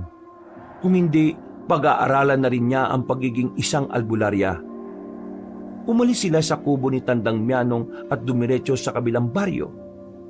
Dahil marami ang mga albularyo roon, kampante na si Aling Chita na walang masamang mangyayari sa kanila. Nang naroon na sila, namuhay sila ng mapayapa. Nagpatayo sila ng bahay sa lupang walang nagmamay-ari at nagtanim doon ng mga gulay na po pwede nilang ibenta. Makalipas ang 2 taon, Mga anak, medyo mahina na ang aking pangangatawan. Alam kong darating ang araw na mamamaalam na ako rito sa mundo. Gusto ko sana, bago ako mawala, magkaroon man lang kayo ng sarili niyong pamilya at ang malagay kayo sa tahimik. huwag kayong magsalita ng ganyan, Inay. Alam ko magtatagal pa kayo. Hindi namin kaya ni Ika na mawala kayo. Hindi natin kayang baliin ng kapalaran. Basta handa na akong mamatay. Pero sana, bago mangyari yun matupad na ang aking hiling. Sige po, sisikapin ko pong magkaroon ng asawa at bigyan po kayo ng apo, Inay. Ako din po, pero hindi po ako makakapangako.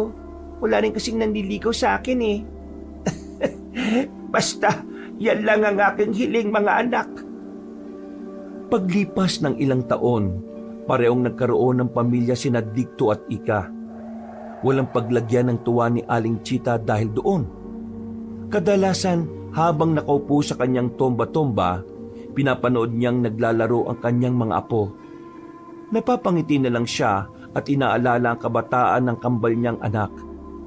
Isang umaga, habang nakatitig sa silangan, nakaramdam siya ng kakaiba. Parang sobrang hina niya at nahihirapan siyang makahinga. Dahil dito, ipinatawag niya ang kanyang 2 anak at mga apo. Mga anak, mga apo, maraming salamat sa inyo at pinapasaya niyo ako sa bawat araw. Alagaan niyo ang inyong sarili at mahalin niyo ang isa't isa.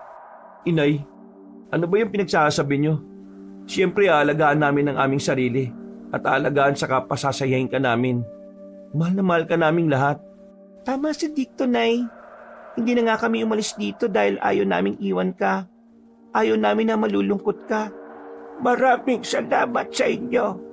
Kayo naman, Isme, Cardo. Sana'y alagaan niyo ang aking mga anak at mahalin habang buhay. Masayang masaya ako dahil hanggang sa mga sandaling ito ay kasama ko kayo. Mahal na mahal ko kayong lahat. Napuno ng iyakan ng buong bahay. Tuluyan ng binawian ng buhay si Aling Chita. Napahagulgol ang kambal at napayakap sa kanilang ina. Sa kabila ng kanilang kalungkutan, nagpasalamat pa rin sila sa kanya dahil sa walang sawang pagmamahal na ibinigay niya sa kanila. Kahit na masakit para sa kanila, tinanggap nila ang naging kapalaran ni Aling Chita at inisip na lamang na magiging maligaya rin sa langit ang kanilang mahal na ina. Mga kabangers, mga kayanggaw, si Kabanang Puli, maraming salamat po sa pagsubaybay sa ating kwento ngayon. Sana po nagustuhan niyo po yung kwento natin ha. At siya nga pala, bago po ako magwakas, sana po pakiusap. Puntahan niyo rin po yung ating isa pang channel, ang ating channel na Pamela Clamil. Ayan, sana po ay panoorin niyo rin po, pakinggan yung mga video natin doon dahil nandoon po ako bilang si Lolo Pael. Ako po nagnanarit doon. Tapos minsan ako rin bilang Kabanong. Magaganda po mga istorya doon. Kaya kung medyo nabitin po kayo at naghanap po kayo ng ibang kwento, isunod niyo po yung kwento natin doon sa Pamela Clamil. Okay? At wag mo niyo pong kakalimutan mag-subscribe rin po kayo doon kasi konti pa lang po mga subscriber doon mag-subscribe kayo, then siyempre mag-comment, mag-like. Mas maganda po, mag-share na rin po kayo. Alright po, maraming salamat po sa walang sawang pagsuporta. Ito po ulit si Kabanong nagsasabing God bless and we love you all. Wakas.